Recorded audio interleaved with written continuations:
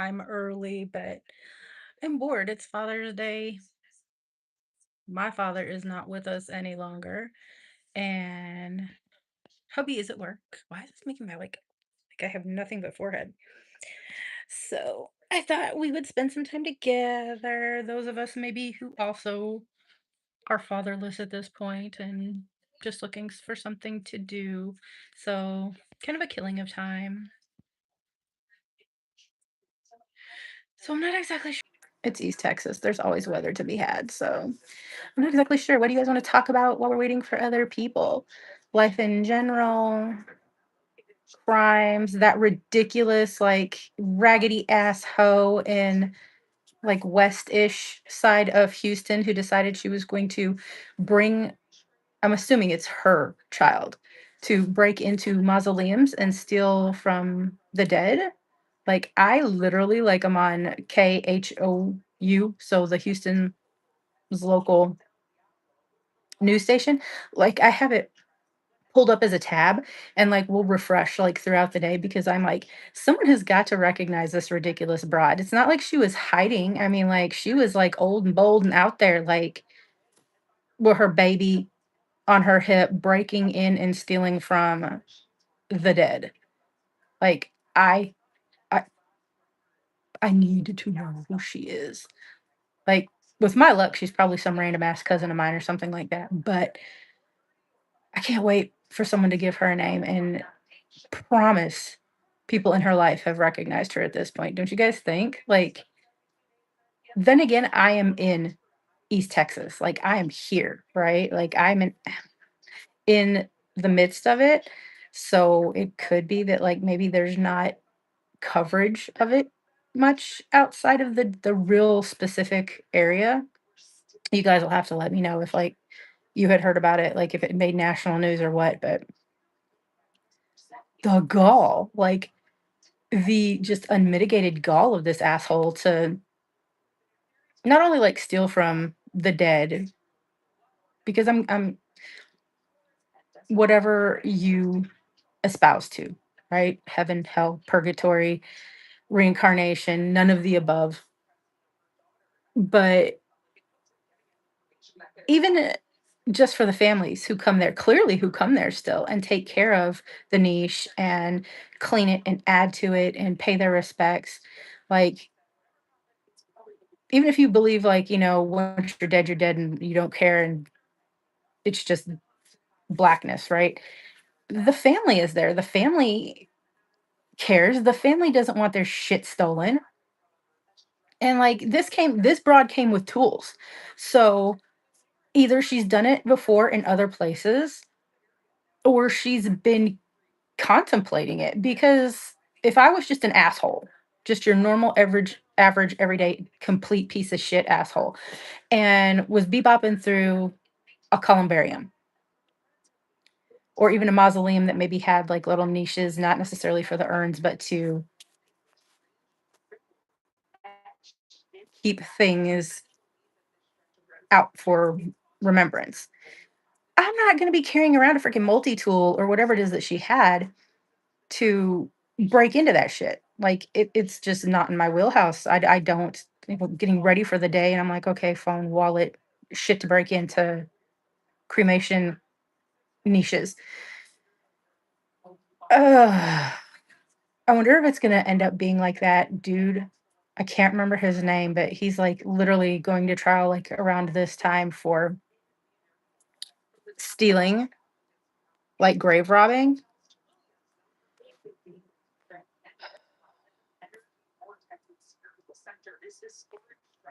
So if we're gonna find out that she has done this a lot, and then to bring your kid, like, is it like I'm out to go do nefarious shit?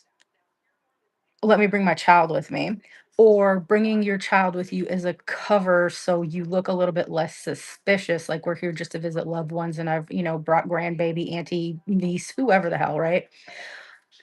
Or if she really just didn't think there was anything wrong with it, so who cares about bringing the kid with? Like, it's just a series of like shittiness upon shittiness upon shittiness. And like I said, I am mystified that this like chick hasn't been called out yet. Message held for review. My dude, like I do have really cute feet, but like they're a little bit raggedy right now, so no, not so much. Um, but there's that that's going on. There's the guy who was just randomly stealing bodies and stuff like that. And I went to school for mortuary science. I didn't do it for long. Like I went back to school for business and that's where I have centered. And but just from that, like digging somebody up, like robbing a grave, like it's not for the weak. Like physically, it's not for the weak. Like you don't have to have a vault. I don't think in I mean, I know you don't have to have a vault in all places. I don't know if you have to have a vault when you bury where he was. But you're talking about digging down like minimally like 4 feet until you hit that vault, and that vault lid is not light. So you're removing that. And a lot of times there's like water inclusion. So you're dealing with that.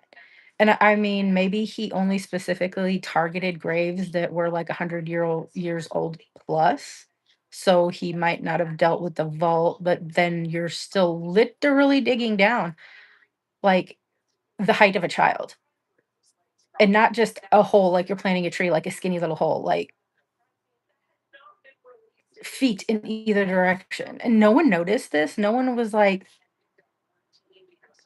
there's a person going to the same cemeteries on a near constant basis, spending like his whole day, evening, night there, or people who nobody cruised through those cemeteries, even like old cemeteries.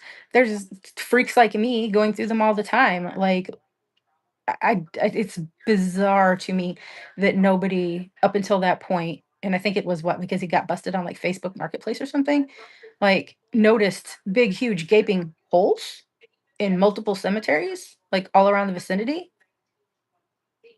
I don't know, but maybe the same thing with Ed Gein, right? Like, except he was in a much more centralized location and he was grave robbing left, right, and center. So I don't know. Like it just seems really, really odd to me that it took what it took to catch this creepy dude. And P.S. Like he lives with his girlfriend, right? Hey Matt. And the girlfriend was like, so she was oblivious to it, didn't know that there's anything like criminal or nefarious going on. I promise you, I have 5 children and a husband. If any one of that crew started bringing home dead body pieces, and I'm a weird bitch, right? Like I'm down for the dark. But like there would be questions. Like I would need answers. Like I am not ride or die like that. Like I need to know. Like call me crazy. If you're bringing skulls into my house, I would like to know where they came from. Like you could probably feed me like a line of bullshit and I probably like would believe it at least with my kids because like every mom says like they're generally like good kids. So I guess if like a skull showed up in my mail one day and like hey big kid because I sincerely doubt it would it be the little kids. What the fuck is a skull doing in my house? And they were like, "Oh, it's a teaching specimen or something like that. I got, from this from wherever." I would probably believe that until proven otherwise. But like she had like 100 plus bodies worth of like carnage sitting in her house. And it's his sort of kind of became his job, I guess, to sell bits and pieces of people. And so he's contributing to the mortgage and he's helping to pay bills and things like that. But you don't ask how it happened, why it's happening, where it came from, nothing. So is, in your opinion, willfully being ignorant to something that you know is criminal? Isn't it that, like, the same thing as being part and parcel to it? You might as well, I mean, in for a penny, in for a pound, right? Isn't that what they say? So, you might as well just be as culpable as him at that point. Like I said, I think I'm gonna notice if, like, kid, husband, somebody is bringing dead body bits in my house, especially in mass. But I know in Texas, like, it's a misdemeanor. Like, to defile a corpse is just a misdemeanor unless it has most recently changed. So, I don't even know if there'd be that much trouble. Old girl, that nasty hoe of a heifer, she's probably only gonna really get popped for, like, larceny, maybe grand larceny, depending on how expensive the stuff is that she stole, which is still gonna be probably like a slap on the wrist. Like, the courts might kind of be forced because there's been notoriety to not just give her a slap on the wrist and let her walk. But realistically, there are people who murder whole ass families and are out in 20 years. This chick is probably going to get probation. And if I had to guess, she's going to get community service. And the community service is going to be something that entails work with the cemeteries or something, like she's going to be out there cutting grass in cemeteries or something to that effect. Don't know though. She brought a baby. Like, I mean, it's contributing to the delinquency of a minor, I'm sure, but would CPS get involved at that point? Like, she wasn't, I don't know. I think it's disgusting. I think it's vile. I cannot wait until this person information is out there to be consumed by us, the masses, because I can't wait to find out.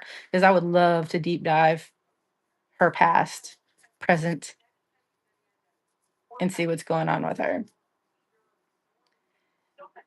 So what else can we talk about that's dark and maybe a little bit morbid and maybe a little bit macabre? Hey, Dan. What should we chit chat about? What do you want to know? Is there anything like, I mean, like, is this taking the mystique out of like the whole like Elvira dark, morbid facade? I never intended to be anything other than a like faceless channel, but I don't know, I like connecting with you guys. Like it's a community, right? It feels more, I won't say like maybe like a family, but definitely like a community. And I know I haven't gotten out to the cemetery or anything like that in a while. It has been oppressive with the weather around here lately. Like, between huge storms and the fact that we are sitting at, like, I swear, if you could go over 100% humidity, that would be where East Texas rocks it, like, all summer long. So 100 degrees, 100% humidity, and only broken up by like monsoons and then back again. It's rough because our water table also, we're very close to Louisiana, so our water table is very, very high. Like, you dig here like a foot and you hit water no matter where you go. Well, we don't have basements. Everything here is pier and beam because you couldn't dig one out. It would just flood nonstop. So everything just stays wet and swampy and muggy. I'm in my bedroom in East Texas being lazy, but usually we'd hit cemeteries or we do something out in the nature or whatever, but like I said, the weather's been crap, and because the weather has been sustaining at crap levels, like, the bugs are out in mass, and I need to bring at least my littlest, and he and his sister are big time allergic to mosquitoes, like, they'll get, like, a whole huge goose egg. It looks painful, like, it's just gnarly. So I try not to get them out when, like, it's super bad and buggy, but that's living in East Texas, so, uh, let's see.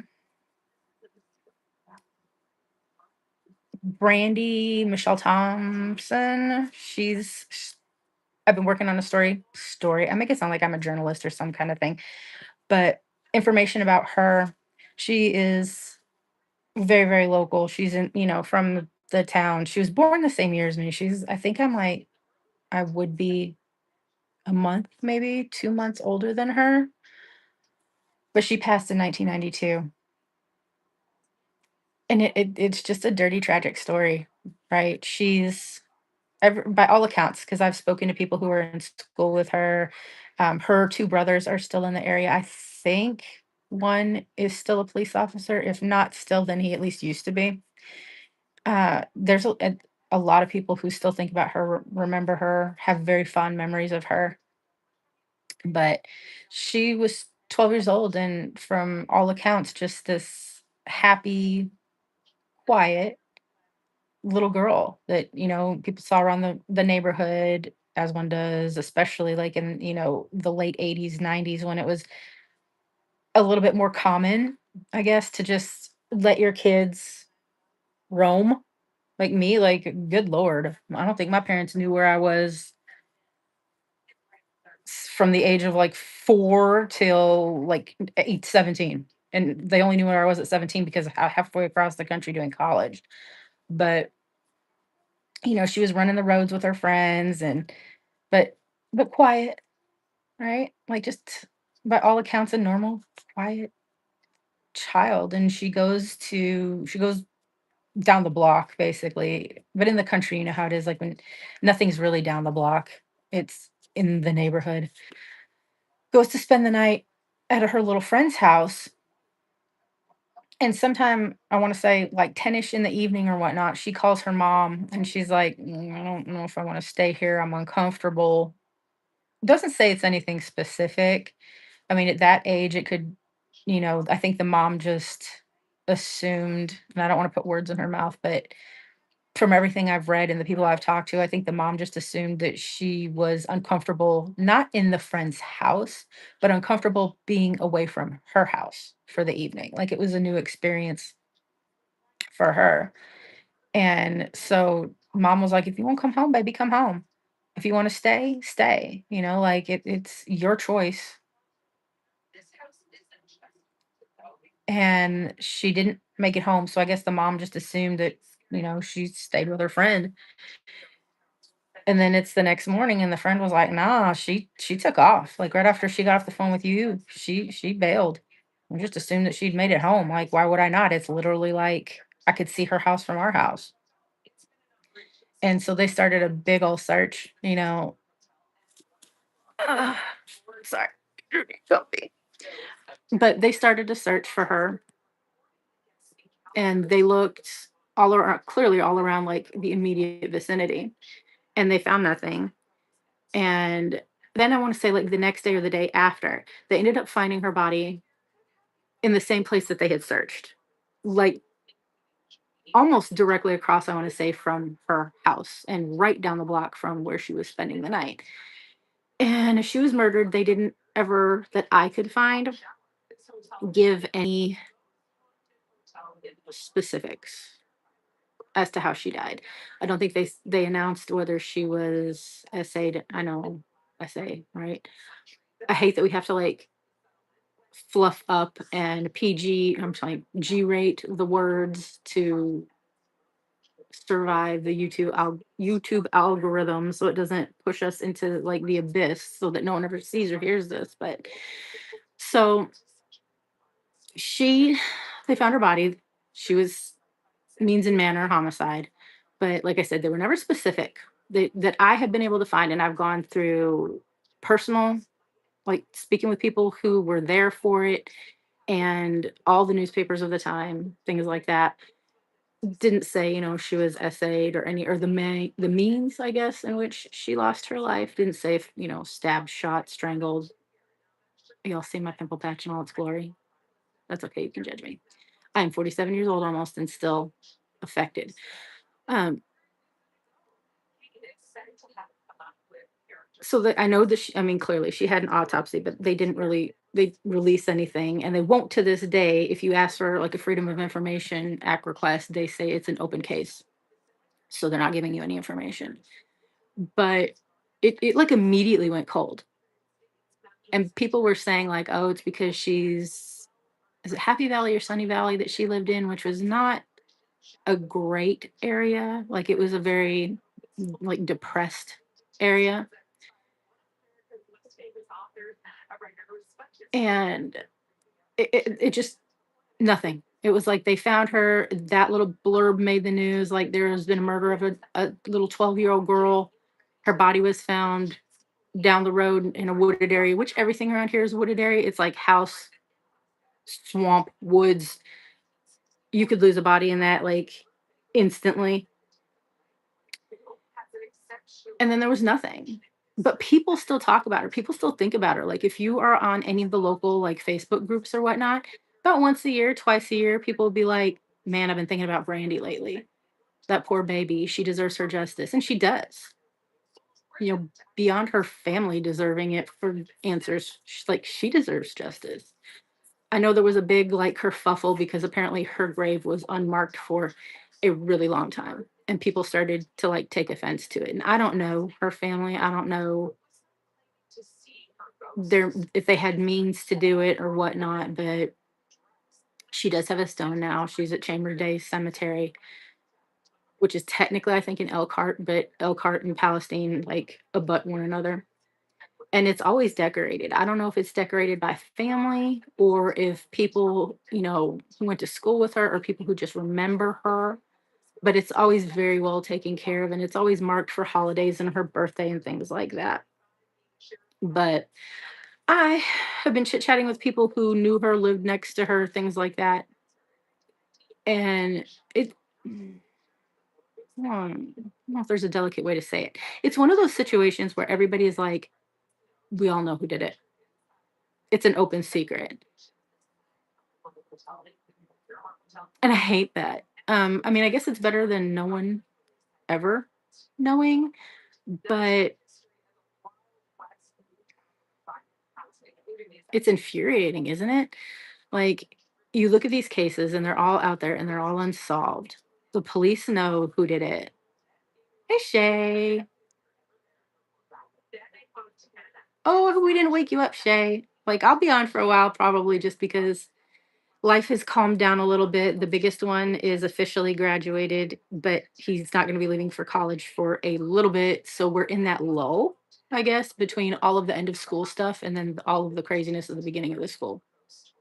But we love to see you. So thank you for coming and visiting with us. But back to morbid subjects, I guess. So, like I said, open secret. Brandy Michelle Thompson. Like people generally know who did it. He's dead now, but that little girl, I have a pimple patch because, like I said, I'm 40, almost 47 years old, and still on occasion will be visited by the ghost of teenage past. But so the family that she spent the night with, right? Like I don't know how to say this stuff without like ending in landing in the land of libel, but maybe not so great people.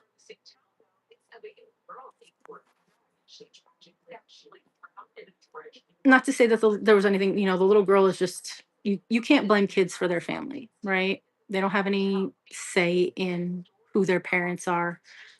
But I do know that once Brandy went missing, and like I said, she was only found like a day or so later, but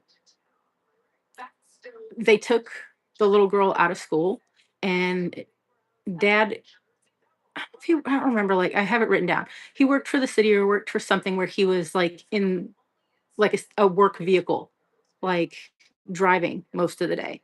He kept her with him. The wouldn't let her talk to anybody or anything like that. Kept her completely away from everybody.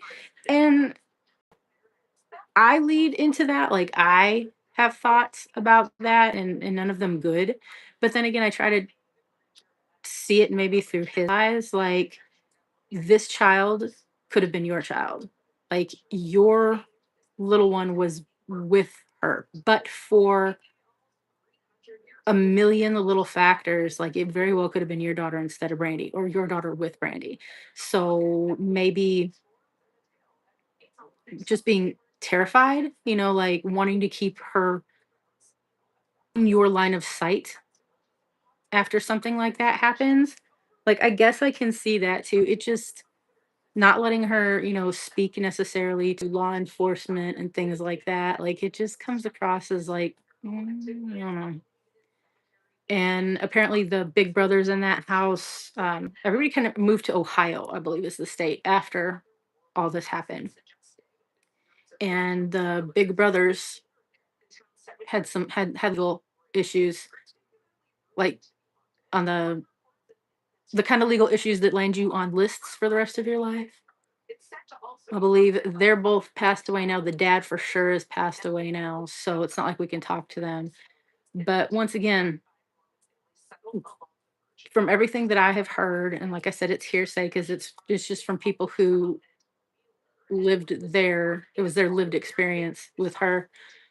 Say that everybody knows, but because the police only get one bite, or the police, law enforcement at large, right, only get one bite at the apple. They were unwilling to indict because once that clock is started, you can't stop it. And if more evidence should become available after the fact, you're screwed. If they're acquitted, that's it.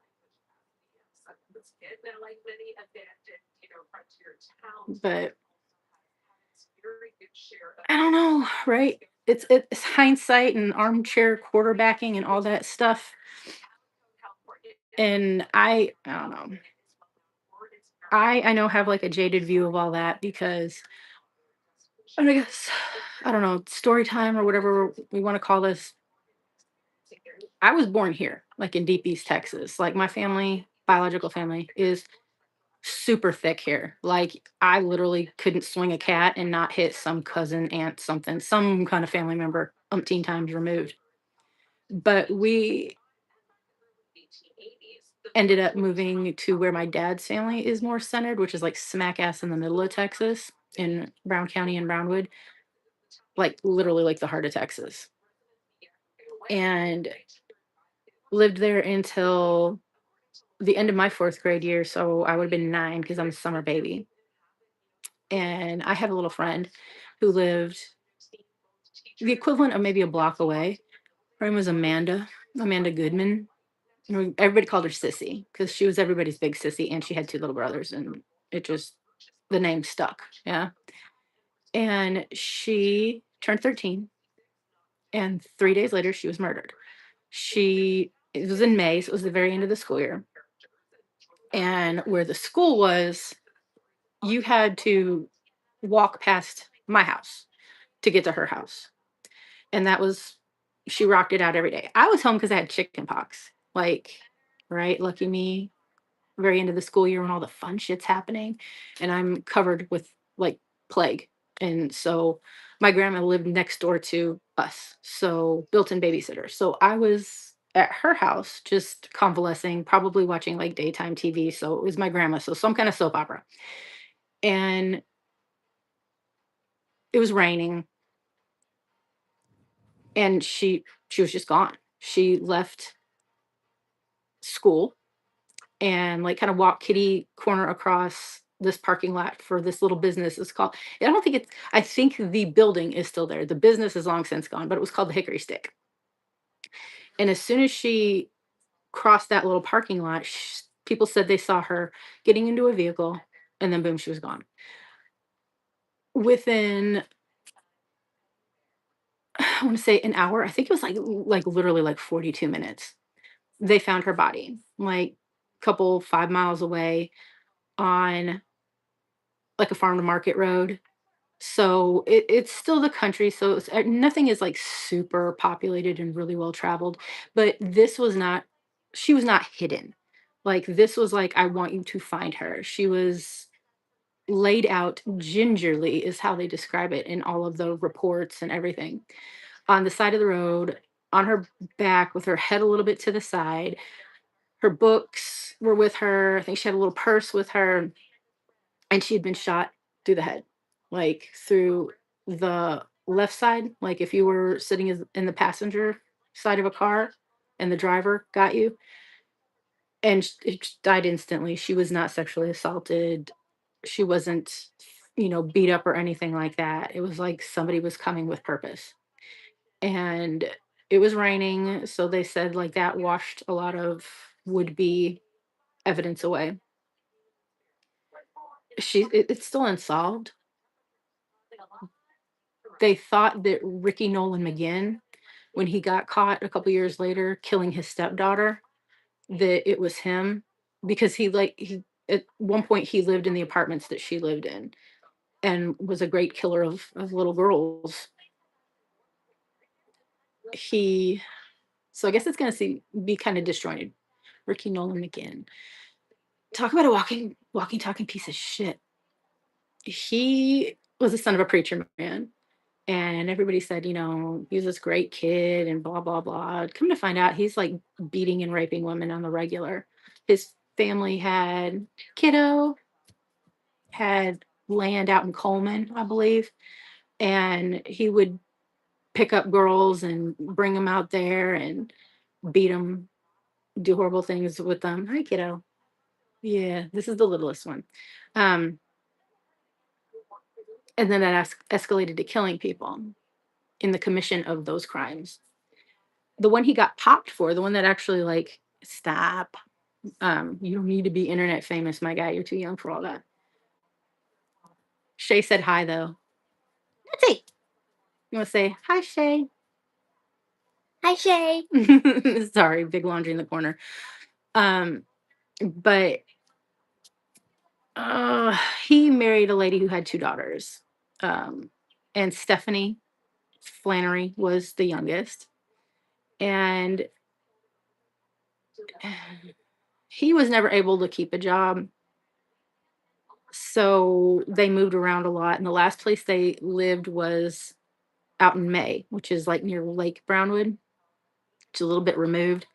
But like it was rough. Like they were living rough. Like they didn't have running water. They had to go like get water from his mom's house or something like that, which was, in the same community and bring it back to the house. They didn't have plumbing. And the mom went on a bowling tournament. Like she's only going to be gone overnight, I think. And both girls were going to be spending the night at a family friend's house who had a bunch of kids. And the oldest daughter ended up doing that. But for whatever reason, Stephanie did not. I think she was like 12 at the time. She decided she was going to stay with, stepdaddy and do whatever, right? And stepdaddy says, Ricky says that, she took off on a jog, on a walk or something. And then it had been like an hour and he starts looking for her because that's not normal for her to stay gone. And he went to the grandma's house. No, they'd not seen her, nothing like that. And then he ended up calling police saying, my stepdaughter is missing. My child is gone. And they came and started looking and they couldn't find anything. But in the back of I want to say it was like a little Ford Escort or something, they found all this like blood. And he's like, oh, well, we have a little stock pond, a little like man made livestock pond on the back of the property. And there's like mud cat, like nasty catfish, like there. And we went fishing and we caught them and then we just threw them in the back of the car. And that must be fish blood. And people were like, ew, like there's no other fragment of fish, right? I mean, like, okay, so catfish isn't going to have scales, but I'm sure, right? There's water, mud, something that should have been there that wasn't. So he's on their radar immediately. And his story changes a whole bunch of times. We were just chilling at home, living our life. Yeah, we went fishing, this, that, and the other. And then she wanted to go on a walk, and that's the whole story. But then I think a lady at a convenience store that was down the way came out and she was like, oh, I saw them. Like he came and he bought a bunch of beers like several times. Then he said, oh, I let her have one can of beer. And once again, I'm just distraught. She's missing my girl. Mom comes boogieing home from her bowling tournament, like, the second she hears everybody is standing by this guy. They're like, "He could never hurt anybody, especially her. That's his baby girl. Yes, it's step, but that's, they don't think about step or half or whatever in this family. It's his daughter." Well, couple days later, week later, they find her body shoved into, like, a culvert at the side of the road, and I don't know how they found her because she was shoved inside. Like, I mean, they must have been, like, literally, like, checking deep inside because this was she was, like, in the middle. Like, you couldn't have just glanced in and seen her. So, God bless that they found her, and she had been beaten with the blunt end of an axe and violently essayed. Wouldn't take any kind of time whatsoever for them to be like, Guess who?" Right? And it's not like he's slick, he's dumb as a rock. They found the axe with her hair and blood and stuff all over it underneath his truck seat, and it was like a bench seat shoved underneath there, and I don't know how that happened. It couldn't possibly be her hair. No, no, no, no, no. Whatever. They arrested him, like, within the day. People are still sticking with him because he's this great guy. He would never, he's just loving father, husband, this, that, and the other. Man, he's such a piece of shit. He assaulted his daughter when she was, like, 3, and, like, the whole family, like, ganged up on her and the mom. The mom had left him, right? But it was, like, on a visitation or something like that that it happened, and I guess the little girl was like, "Mom," and the mom, filed on him and got her away from him, and the whole family was just his family was just shit to this little girl who had just, like, experienced this horrible thing that will be with her the rest of her life from someone she's supposed to, like, be able to trust and someone who's supposed to protect her from all the ills. And they were like, "Oh, this little slut, she's a liar." I'm like, "Really? In what in what world, in what circumstance could a 3-year-old child, any child, whatever, be construed as a slut?" Nonetheless, this just shows you the family that we're dealing with, right? They've got his back this whole time. Well, that comes out again. This is a history of bad acts. People start coming up from, the women that he had attacked, taken out to his, like, family's property and attacked. And it's pretty much an open and shut case. I mean, there's no other suspects. There's no one that had means access, nothing like that. So he gets sentenced to death, as it should be. And he's, of course, appealing and appealing and appealing and appealing. And he's like, "I want the DNA tested." DNA, this was in 92, something like that, because Amanda died in 89. So a couple years later, is this when this is happening to Stephanie? DNA has progressed. I want DNA testing. And George W. Bush was our governor at the time, and he finally was like, "Yes, we're going to stay your execution to get this testing done because better that we take the time than put an innocent man to death." I can get behind that in theory. This dumb piece of shit has the DNA tested. And he's like, "I will be exonerated. Like, y'all gonna have to, like, apologize to me," right? Like, vehement about all this stuff. This idiot, like, the DNA comes back saying you 1,000 billion trillion percent did this. It's your DNA in her, on the murder weapon, like, everything. This stupid slut, like, of a murdering rapist, not only is found out to be like, "Yes, you absolutely did this to Stephanie. You are right where you belong." It ties into, like, a minimum of 2 more murders, rape murders in the vicinity. So good job, my man, like, in your attempt to be like, "Oh, that's ridiculous, Shay. Like, I'm so sorry. I think, like, if they give you 20 years, it needs to be the full 20 years." And anybody who does that, anybody who I and it may not be a popular opinion, but I kinda don't care, think that sex offenders, especially people who offend against children, cannot be rehabilitated.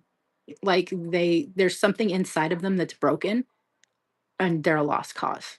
Like, I don't see any reason for them to be like walking free amongst the population to do it again. But I'm glad for you for them that like you reported it and they got a modicum of justice, not near what they deserved, but something, I guess. But yeah, so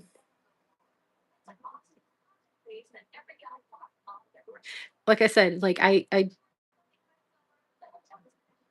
it's a word that like I can never pronounce, but like recidivism, like y'all are like that is the one word in life like I cannot get my lips around.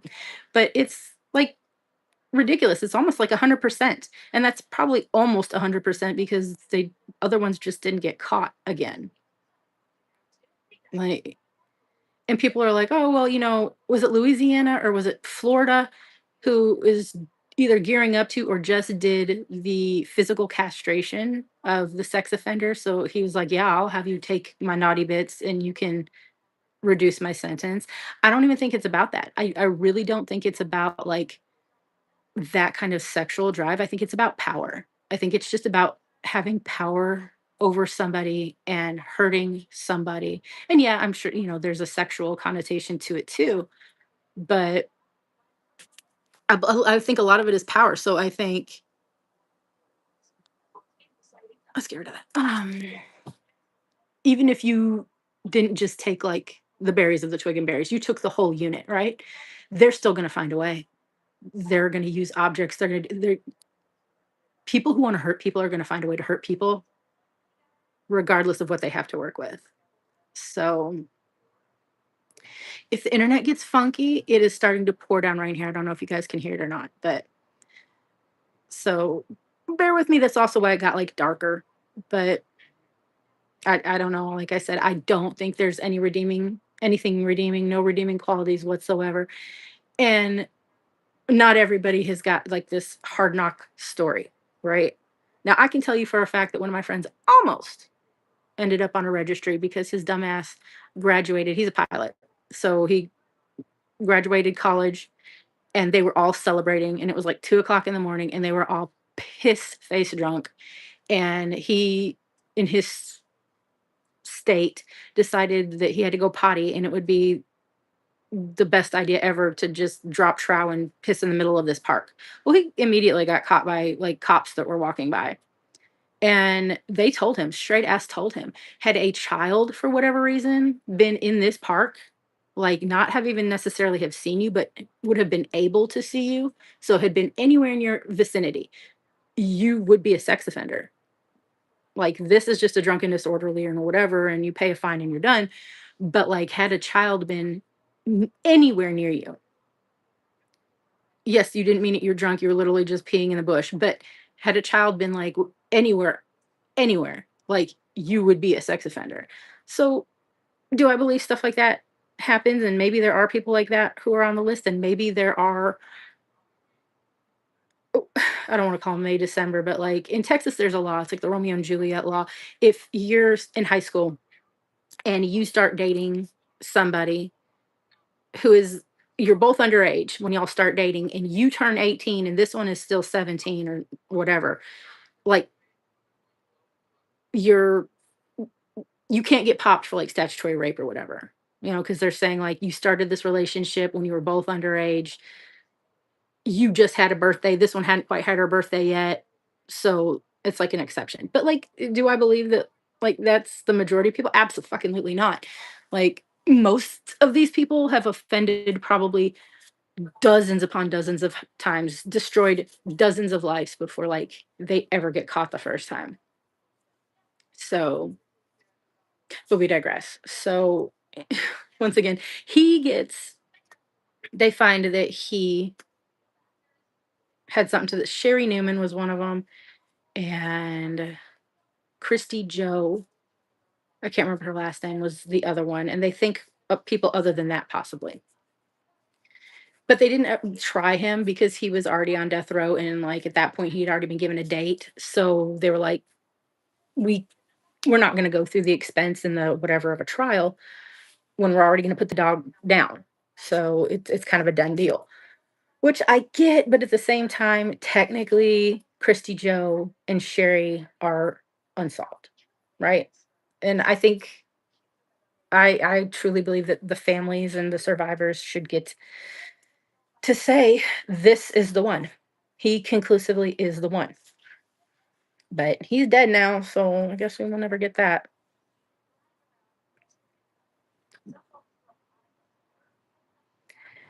But I've kinda, like, skipped around so much, I don't know where I am. So, yeah, he gets sentenced to death and whatever, but during the whole rigmarole of his stuff, they were like, "Oh, well, he lived in the same apartments as Amanda, and what are the odds that a killer of little brown-haired girls, there's more than one floating around this tiny little middle of nowhere podunk town?" Well, apparently pretty good because it wasn't him. Um, and then they never named him, but they thought the pastor of her church, he's still alive. I mean, that dude's got to be 100 years old. I think he's living in Illinois now because he took off right after. Thought he had done it because look, like little Texas, right? You're going to have literally more churches than you are going to have people. And that we let a lot of stuff go. It's like, okay, well, you want to handle your snakes, go on in and handle your snakes. You want to bite that off a chicken? Cheers. But even the people in this little podunk community who let a lot of religious shit go for the sake of religion said that this church was like bizarre, like almost cult, like almost think like Warren Jeff's FLDS without the like multiple wives, but like that same with the long curly hair and the long skirts and the whatever you got going on. And it was one of those things where they don't want you to associate with anybody outside of the church because us bad, them good, right? And you were supposed to hand over like all of your earnings to this pastor dude, and he would pay all your bills and give you what he thought was an adequate allowance, and the church would keep the rest. And I guess I was kind of like preempted into being allowed to be Amanda's friend because her stepdad George worked for the city of Brownwood. I don't remember what he did, but my mom at the time was in like she was like the head of public works, and my cousin was the assistant chief of police. So they saw him like all the time, and we lived like immediately like the equivalent of a block down the road. If you ever look up if you're ever for some god awful reason in Brownwood, Texas, and you come across like a this big huge daycare called the Little Dude Ranch, like I lived kitty corner from it. The lady who owns that owns the property now because every time anything comes up for sale around her daycare, she buys it because she's constantly expanding. So we were kitty corner from that, and then you just walk up the road, turn the corner, and you were on a main road, and then there was like one of the only sets of apartments, and that's where Amanda stayed with her mom and stepdad and two brothers. They think he did it because he had literally like just done this huge service about like when a girl turns 13, she's a woman. This God says this, that, and the other. And Amanda had literally turned 13 like 3 days before. And they were always like trying to take Amanda like on vacations with them and bring her places. And at the time, being a kid, it was creepy then. Now looking back on it, knowing what I know about her family life and especially her mom, Barbara, who's also dead. So, I mean, I think everybody related to this story except her brothers pretty much have passed away. And that pastor, of course, for some reason. But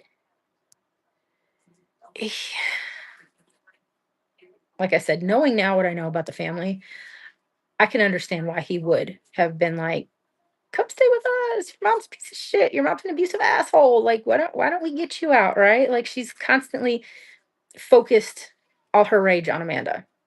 The boys, they could do no wrong, and one was a baby, but it was all Amanda, and she was the oldest. She technically had an older sister named Alice. She didn't live very long.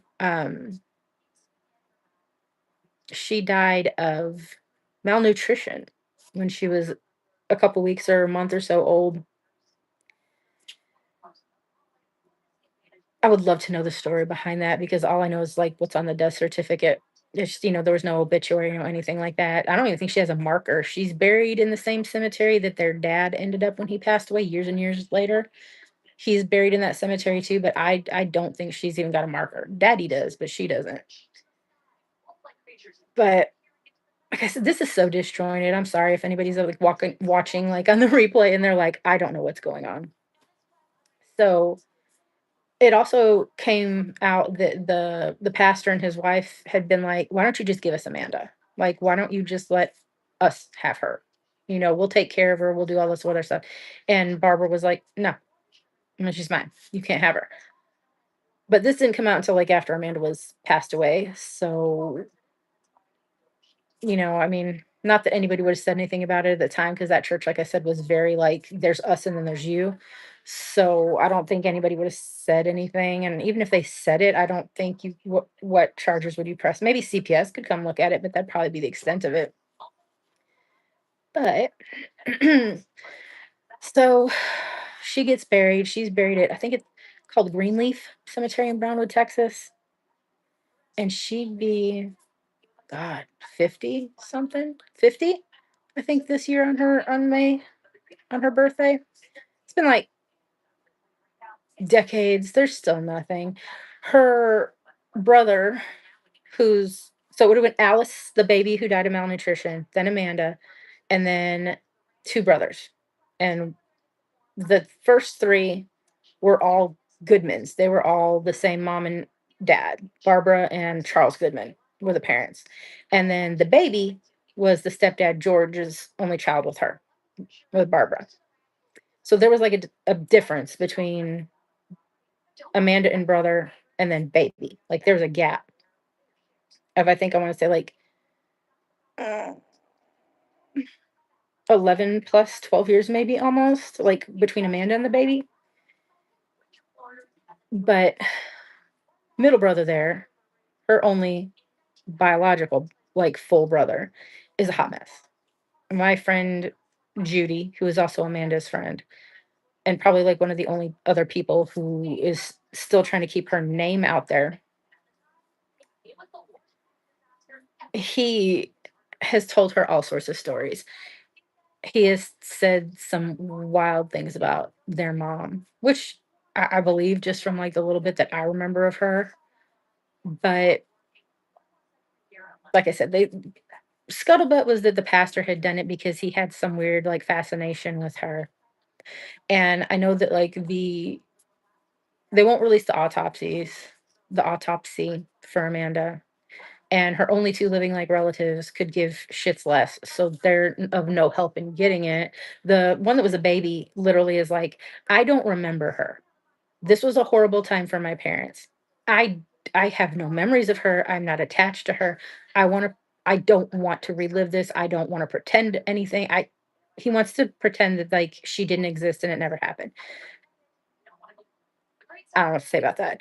I want to feel like if I had a sibling, even if I didn't remember the sibling, shit, I'm adopted. Like I have biological siblings floating around there from my biological mom and my biological dad that I didn't grow up with, that I've never met my two brothers on my dad's side. I've met my brother and sister on my mom's side a fair few times. But like if something happened to one of them, like I would still fight for them. Like I may not have grown up with them or whatever, but strangers deserve to be fought for, let alone people that like, your sister. But I'm sure he has his reasons and whatnot. So pastor scoops up in the middle of the night, basically like a month after that, and like goes back to Illinois where he's from and starts another church, and they're there. He's there now. His wife has since passed away, but he's still there. And like I said, he's got to be like 100 years old. But they said they gave him a polygraph test and he passed.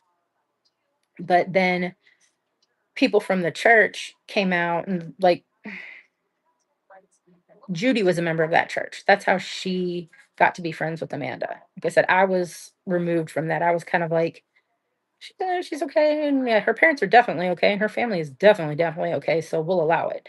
But So Judy was talking to someone who was nearish our age, who was on the phone with pastor's wife at the time, and he swears up and down that, they were just having a normal conversation talking about church stuff, like what needs done, grass needs mowed, whatever. And then the wife all of a sudden is freaking out, and she's like, "I gotta go. He's got blood all over. He's got blood all over," and hangs up the phone. And kid is kid, so kid's trying to process it like not in an adult level, and didn't really think much about it other than the fact that, like, well, that's weird, until other stuff with like Amanda came up. Pastor's wife swears that that's not what she said. She said mud, not blood. But this kid is like, "No, I know what I heard." But now this kid is no longer a kid, a full ass formed adult, and he's a hot mess too. He's an alcoholic. He's got all sorts of stuff going on with him. He is not a reliable narrator. So there's that. The police officers who worked the case, who are now long since retired, like, are very, like, vocal about the fact that, like, they 100% believe it was this pastor, which can't do anything about it. There was no DNA, there was no eyewitness, there was no smoking gun, and once again, you get one bite at the apple. So if you F it up and you indict and you do the trial and they find him not guilty, and 2 seconds later all of the evidence in the history of the universe becomes available. You still can't do anything about it.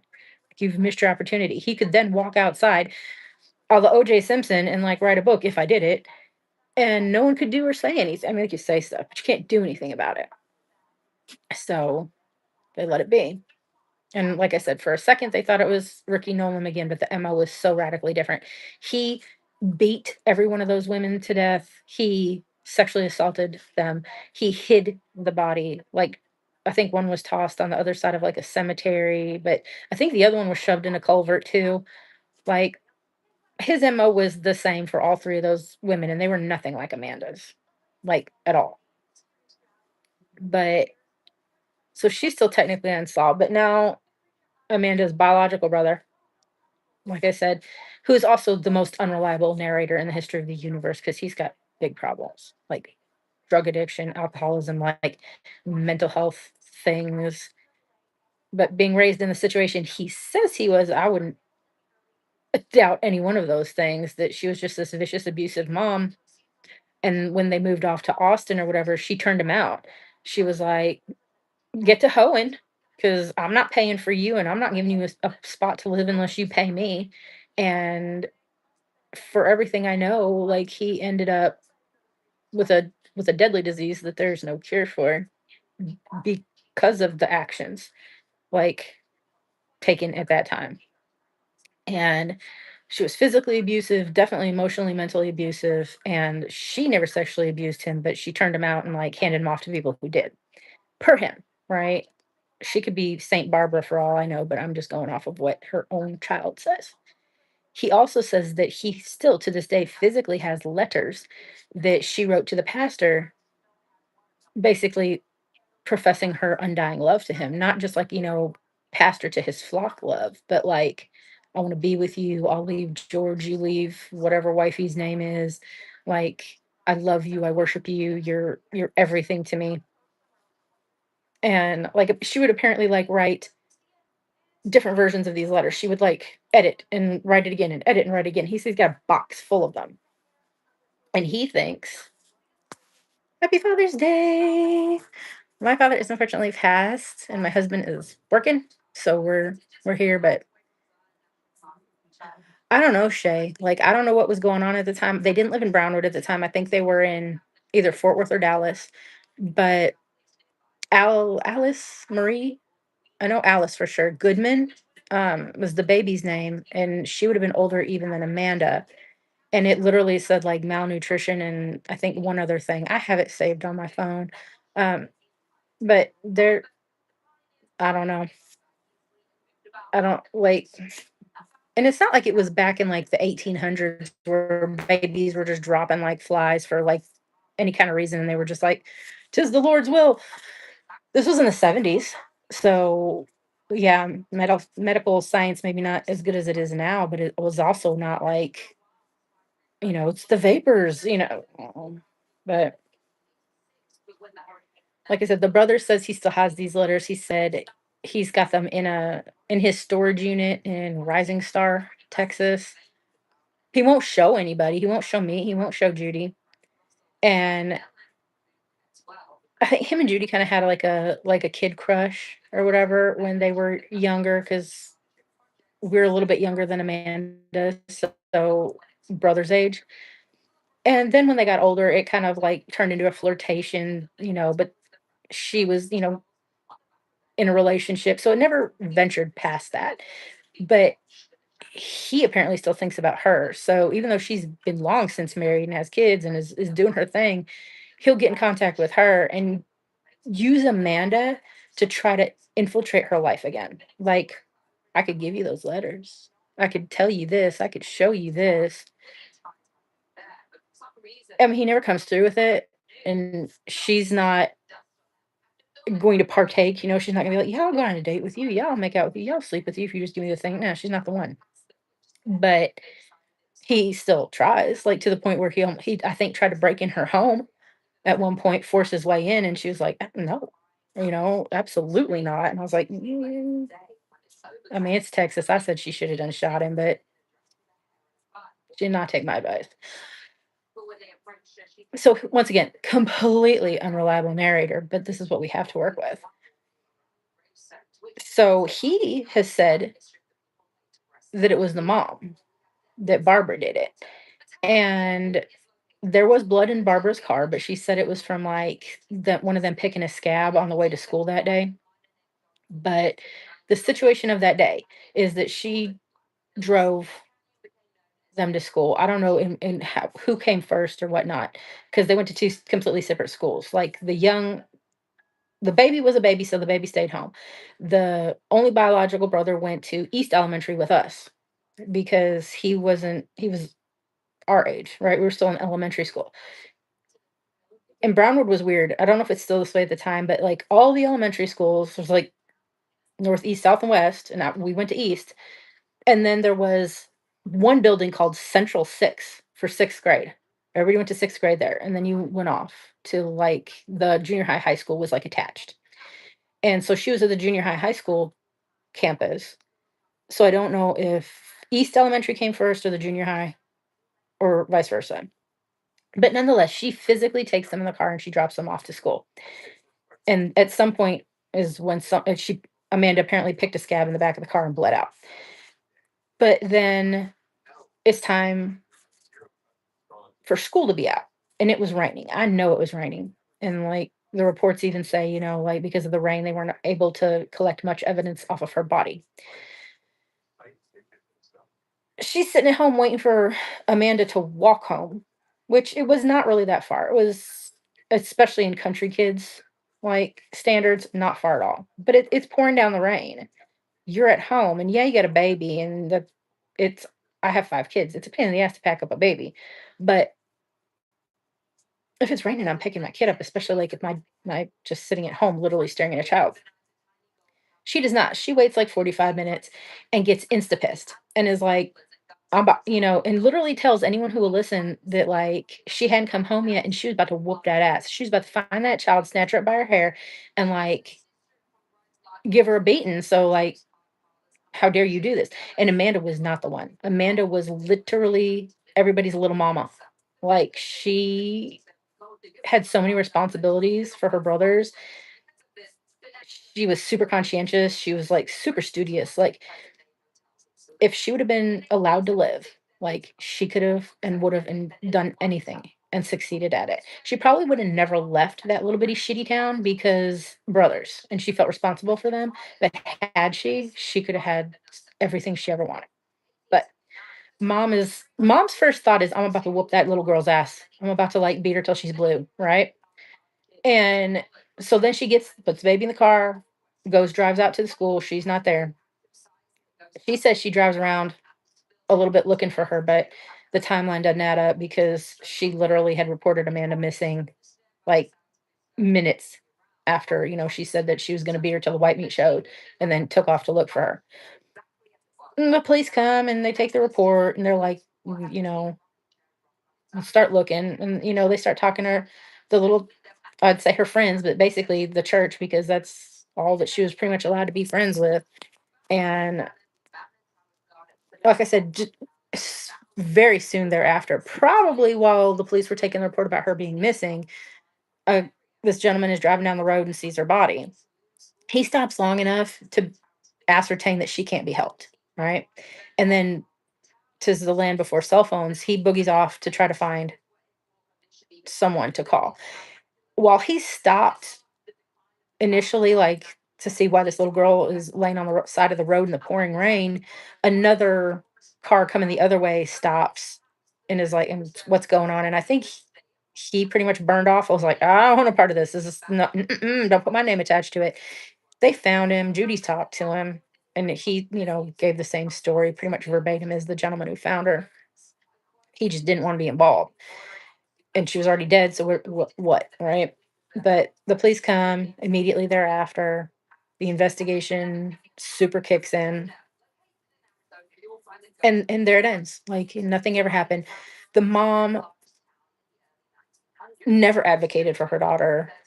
On the occasion of the anniversaries, they don't do it anymore, but maybe like when the 5-year anniversary and when the 10-year anniversary hit, like a journalist from Abilene, because Abilene's only like 70 miles away from Brownwood to like the next biggest town, found her and was like, "Barbara, tell us about your daughter." And then she would be like, "Oh, my life, and I'll never give up." Well, girl, you never started. There's nothing to give up on. You never began. You can't stop something you never started. But that was it. Like she never was contacting the cops. She never was going on the media. She was never nothing. Right? It was like, oh yeah, well, whatever. Shit happens. On to the next. And they moved not too long after her and George got divorced. She got remarried, I want to say a few more times, a fair few times. George ended up passing away. All her subsequent husbands and relationships passed away. She's passed away. She's buried, I believe, in a Rising Star as well. One brother is a complete I I don't know. Like I said, if his home life was anything like he makes it out, I completely understand why he is the person he is today. But because he is the person he is today, who knows if all that stuff he talks is true, even in the least little bit. The baby brother, like I said, he's like, I don't remember her. I don't remember anything about it. I was a baby. I don't want her. I don't want to be forced to like relive these things. And so he's off. So it's Judy and it's me. And it affects you. Like when you're 9 years old or whatnot, we moved. Like we were moved by August, I want to say, if not earlier than that. It was probably like in June because I know like in August I started school in Illinois. We had already moved, settled, moved the whole nine. But it does. It like it changes who you are, I guess. Like maybe that's why I'm like dark and I don't know, but and this is gonna sound crazy and indulge me, right? But I honestly believe once something like that has touched you, it's like attracts like. It's either that or maybe there's a lot more murder victims out there than I ever thought. But it's not something that you come up in conversation. Hi, my name is Paige. It's lovely to meet you. Let me tell you about my dead friend. At least for me, this is not how life works for me, right? If you asked me a question, like, "Have you ever had a childhood friend who was murdered violently, like, an inch from your house?" I Yeah, yeah. I'm not gonna lie, but it's not how I start a conversation. It's not how I introduce myself. But clearly, I don't mind talking about it, and to be completely honest, like, the original like, the seminal moment of wanting to start this channel was, "Hey, if I eventually get enough people who have eyes on me, I can get Amanda's story out there." Or maybe if, like, I can get enough eyes on me, that those eyes can direct me toward people with even more eyes on them, right? Like, I'm a small, like, micro nano, creator. But all it takes is the right creator with the right audience, with the right amount of people to see me, and they can get Amanda's story out there. So yeah, she was the seed for all of this. And I've never done a dedicated video or anything about her because I feel like I can't do it half-assed. Not that I go into any of these going like, "I'm gonna half-ass this shit." But I mean, like, I feel like she's family pretty much, right? Like, when I do it, I wanna literally, like, get Judy, go to Brownwood, walk the walk that she walked, right? Like, the school is still there, it's still being used. Leave from the door that she left from. Walk across what used to be the parking lot to the hickory stick. Say, "This is where she would have been picked up." Go to the site where they found her so you can see exactly how long it is. Like, go to her home. I wanna do it right when I do it, and I don't know, it just hasn't, like, worked out. Life has always kind of gotten in the way, and I want Judy to be part of it too because she's had a rough go. Like, yeah, it hit me, and it hit me hard, and it stuck with me clearly, but,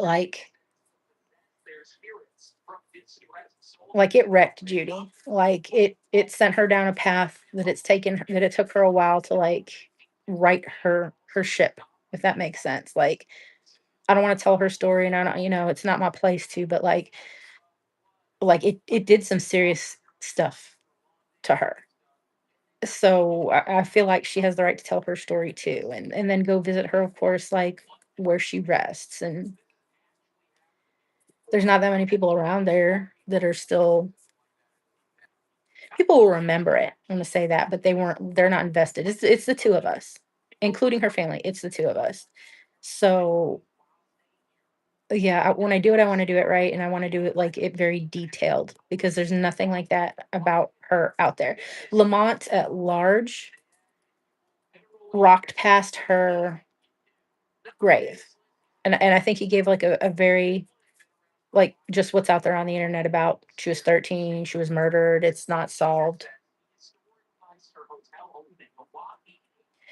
It was a weird it I can't explain it, God, it's been so long, I was 9, hadn't even turned 10 yet because, like I said, summer baby, and you start to question, like, "Did I remember this, or am I, was it a child's mind?" And you're kind of, like, connecting the dots as a child, and now you're an adult, and I had it in my head that, usually I would have been with her. Like, I would have been with the brother, coming home from East, and she would have been past my house at that point, and I'm sure I would have accosted her. I would have been like, "Hey, buddy," because it's country, not that there weren't a bunch of kids around, because directly across the street from me were the Cray family, and they had 6 kids. 2 were grown and off at this point, but they had 4 that were around my age. So, but still, it's your buddy, right? Like, you have a routine. And there was a part of me that, always was like, "Okay, so I would have been walking home from school with her because I would have been coming the other way." But had I not been sick, had I not been down and out with chickenpox, would that have somehow made a difference? It wouldn't have. It's just the way a child thinks, and you know how children have a tendency to make everything their fault, even when it blatantly is not, and they don't have anything to do with it. But that was my version of that. It's my fault. Had I not been sick, somehow magically, none of this would have happened. Like I said, I wasn't in the same school as her. I wasn't walking home with her, and it happened way before she turned down our road. But somehow in my fevered brain, my child-addled brain, if only. And that weird, I don't know, I can't call it survivor's guilt, but almost. And then when everybody was saying it was Ricky Nolan McGinn, great killer of little brown haired girls, I was a little brown-haired girl, and what made me different, right? Like, I was also in proximity. I was like the next child in line to where he was, like even before his stepdaughter, because I don't think the mom and him were married that long before he killed her. So it was weird. It was like, why not me? Right? Like, especially when they thought it was him and he was a serial killer of little brown-haired girls. I come to find out, not the same thing, not even close. So you got a couple killers running around all in proximity in the same date and time and space. Brownwood looking at you. But I don't know. Like I said, kids have this weird, uncanny ability to make everything their fault, even when it's not. And I guess I didn't realize that so much until you become a parent and you see it and you're like, oh, why are you blaming yourself for something that you have zero to do with and couldn't have affected even if you were, cognizant of it at the time. But like I said, and then like seems to attract like. So you go through life and have these weird like experiences or whatever, right? Like another like bizarre little factoid. Jeremy Wade Dell, like the child that like, Pearl Jam used to base a portion of like the song Jeremy. Like 1 degree of separation from him. Like my little play cousin Shanette kept running away from home and she got put in like a juvie, but like a facility that's supposed to like, fix your kid for you. And she was there with him. And her roommate was the little girl that was dating him that said she was pregnant by him, that, apparently was one of the catalysts of the whole thing. So I never knew him. She knew him. She knew her. Little girlfriend is long since like gone off. She is married to a pastor's got like 3 kids. She's living a good life, but they were all messed up little kids. Like he wanted all sorts of attention. He would say like, "Oh, I'm so high." Oh, and it was like, "No, you're not high on anything. You want people to believe that you're high and because you want attention." Which I get. You're a kid. Like crying for the attention of your parents. At that point I'm thinking mostly your father, like running away from home, just being a shit kid. Like I was a shit kid. I was a shitty teenager. Like I never got like caught by the police or anything, but I gave my parents fits. Like you could not find me. I was off with strangers in the field, drunk off my face at like 15. Like it's a wonder I survived. Like, and then I look at that too, and I'm like, I'm looking at these kids who had, especially Amanda, they were not what you would consider like people who lived a dangerous lifestyle. I was getting in a car with strangers, going to like the Naperville Riverwalk, getting on the train, the metro, going into downtown Chicago, going to clubs I had no business being let into. Like if any kid is going to end up dead in a ditch somewhere, it should have been me, not her. So there's that too, I guess. But you collect like people who are like you, I guess. You know, you meet people, you click for whatever reason, and then come to find out like, yeah, I've been touched by this shit very closely, like too. My brother, my sister, my mother, my father, my best friend. And it's just weird to me. So either there are a lot more people who are affected by this, and there's a lot more like unsolved murders and stuff out there that give it credit for, or I don't know, or it's like broken people, maybe like attracting other broken people, even though you don't know they're broken until later. I don't know how to explain it. Um, Kalia Wilson, I don't know if her story is out there anymore or what's gone on with it, but like I know her dad and aunt, and I didn't know that I knew her, that it was all like related until after the fact. And she was living with her mom, and her mom let her run the streets and let her have like a 20 something year old boyfriend when she was like 12, and she ended up dead and shoved in a culvert somewhere, and technically I think it's still unsolved. They popped the 20-year-old boyfriend for like sex crimes because she's a baby, but for the murder I don't think anything happened. It's just like I said, it's so weird. I have another friend whose dad and stepmom were murdered, shot to death in their garage, and it's unsolved. Dina Shoemate is right down the road from me, and I talked to her daughter, and they're just finally about to have the trial for her stepdad. He never like raised her. She was older at that point, but Dina's husband, who she was in the process of divorcing. And it took cold justice coming in to get eyes on that case. And it was no new information. None of it was new information. It was all information that they had from the minute it happened. All her jewelry ended up in a pawn shop, and all the pawn slips were to Curtis Shoemake, her husband, written out. Like they went to the house, and the house like reeked of bleach, but they couldn't find anything. And all his stories were such bullshit that it was like, okay. But it took decades. And like I said, it took cold justice coming in just to get enough eyeballs on it that people were like, okay, Houston County, Texas, you might want to do something about this. For them finally to indict him. And that was shit, 7 years ago or something like that. He has finally got a date. I want to say it's like January 19th is when he's scheduled to finally start his trial, which is actually like poetic because it's the day that Dana went missing. It was January 19th. So, but her daughter has been her advocate, just screaming it from like the top of every mountain, like, look, someone find my mom, someone, ask the right questions, answer the right questions. But the thing about those shows, and I've had a couple that were interested, like that I wrote to about Amanda. They were very interested in her story, but local law enforcement has to invite them in. They have to allow it, invite them, give them access to things, or else they won't do it because they're working at an impasse. And for whatever reason, Brown County, Texas, especially, is like, oh, no, absolutely not. We'll be having none of this.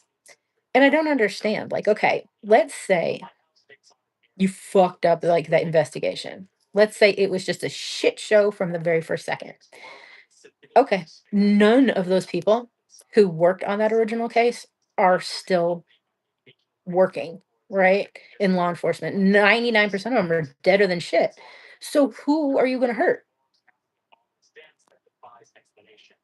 Who are you going to offend? We missed this. Okay, shit happens. You know what? Like admit your fault and like move on so we can all move on and we can like fix it. But they're like absolutely nope, absolutely not. We don't want anybody in here. And why? Like, is it ego? Because, like I said, none of the people who are involved are there now. They're gone. They're long since gone. My cousin's still alive, but my cousin's been retired since God was a boy. Like, he was a grown ass man, like when Amanda went missing and then was found when I was 9 and I'm almost 47. Like, like I said, I don't know. I don't understand it. Unless possibly, like, and people have said, that it's tied to other things, and Brownwood does have a bad reputation for as small as it is. It's amazing. Like once you start like poking at stuff with sticks, it's like crazy. Like, and I know this stream is everywhere. We have talked about so many things, but my friend Kelly, who I went to school with, her daddy, um, McBride is their last name. Bobby McBride was his name. He owned a club, and Brownwood is a dry county, so I'm not sure if it's just like a Texas thing or a southern thing or what, but we have dry counties where you can't sell liquor. You can't buy and sell liquor. And not just liquor like beer, like anything like that. Well, they get away with it because let's say you have a restaurant that you want to serve beer or some kind of spirits or whatever, and you make it a private club. And like membership is $1 for life, right? And now because it's a private club, you can sell your members booze.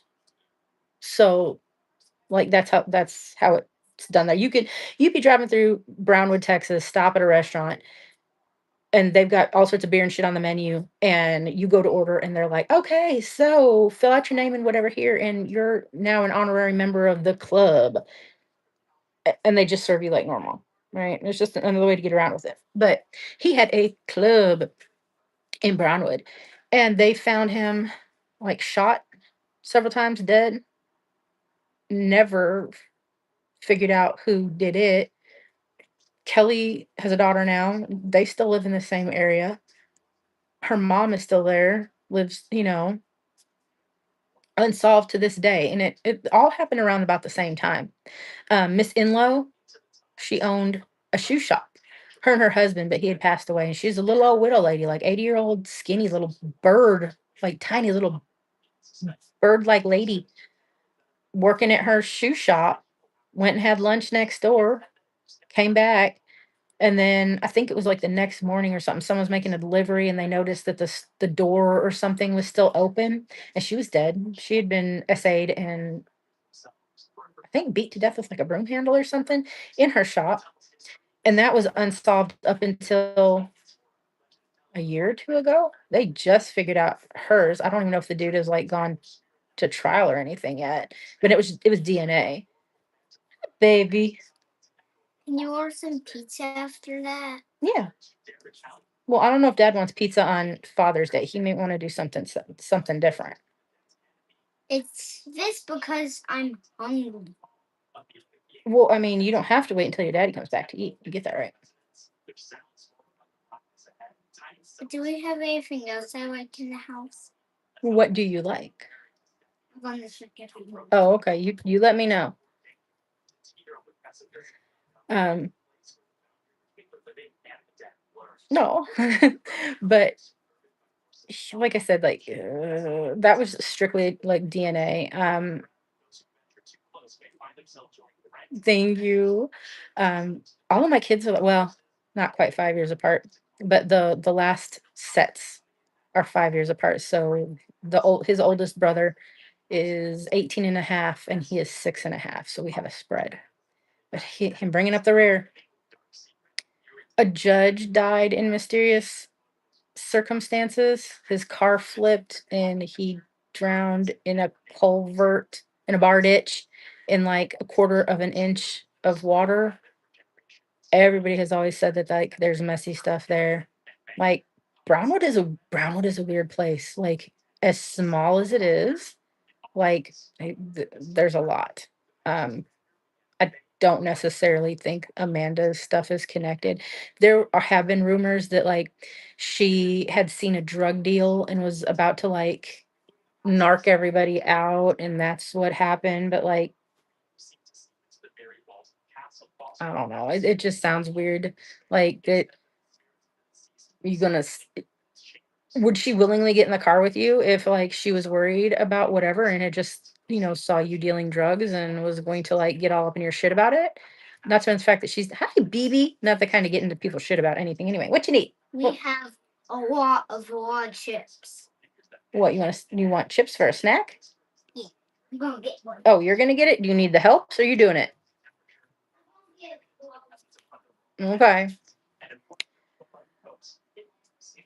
But like I said, Brownwood, man, if you like look up like half the stuff on that town, it literally like when it was like a cow town, like people would write about it saying that it was like more corrupt than like any big city like there was.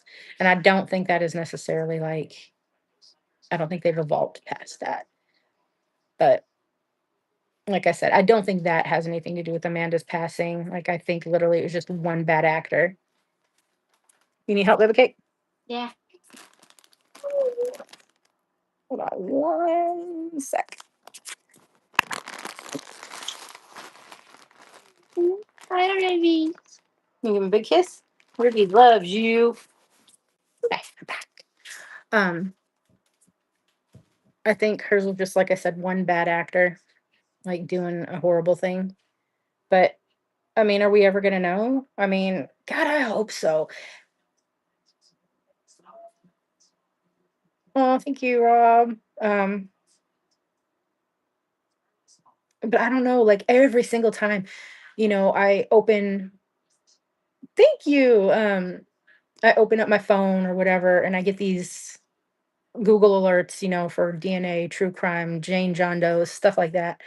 I'm like, Man, especially 2026, we are tearing through them, right? Like, there have been so many, like, John and Jane Does that have been identified, and Othram's right down the road. It's like 2 hours away from where I am right now, and, like, they are just doing the thing and finding people and identifying people, and I'm like, "Okay, like, Amanda's turn next. Amanda's turn next." But then I don't think there's anything to test, and if there was, I don't think they sent it off, and they certainly haven't sent it off, like, to this day. They said that, like I said, because it was raining, they weren't able to collect physical, like, evidence from off her body. Well,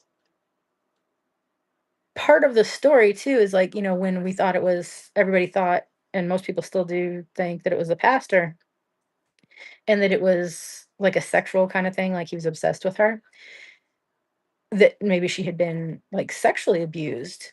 And one of the reports said that there were no signs of sexual abuse on that day. And to me and to Judy, it just sounds weird, right? Like, if there was never any sign of any kind of sexual abuse, like, wouldn't they just say no sign of sexual abuse, dot, dot, dot? I mean, like, hard stop, right? But to add, like, to qualify it and say on that day, like, always made us think, like, so was she assaulted, like, on a previous day? Is there, she's been assaulted umpteen times until then? And, like, did they do a rape kit? Did they do, like, anything like that? And is that information still stored somewhere? Knowing Brownwood, and probably not, but if there was, and they sent it off, I mean, like, these are the days, but you have to, like, rely on the law enforcement. And I don't have faith in them, and that sounds such crap because I have so many family members that are still there.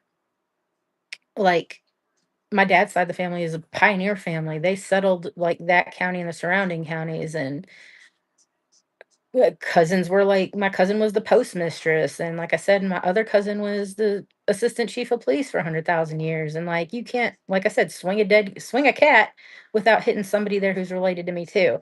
And it sucks to be like, oh well, you're probably, in league some kind of way, even if it's only by, you know, turning your head and not knowing.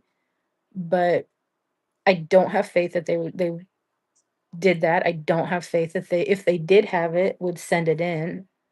I just don't think they care. And I don't know how to make them care.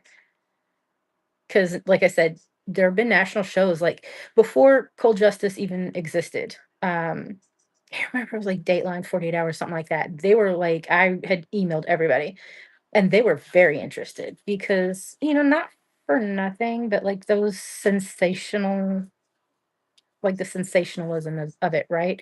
Like, this pretty little girl, who just celebrated her 13th birthday, who was so kind and, was a straight A honor roll student. And then you add the intrigue of, like, the corruption of the town and this weird ass culty church. Like, it, if you were writing fiction, like, it would make for good entertainment. Unfortunately, like, it's real.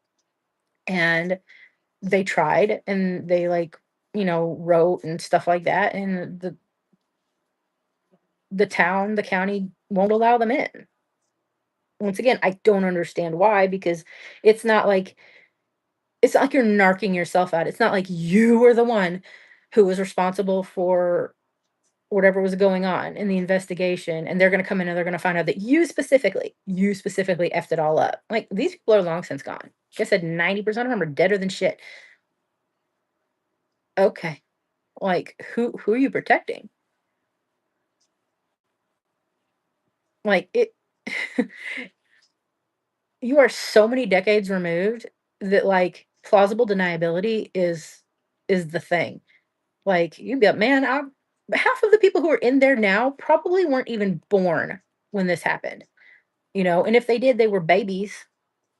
So, if what's Kelly or whatever from Cold Justice came high kicking through like the gates and was like, "This is stupid. This is stupid. This is stupid. Y'all messed up here, here, here, and here." It'd be like, "That breaks my heart. I didn't have shit to do with it. I wasn't even born yet, but I feel terrible. Let's fix this."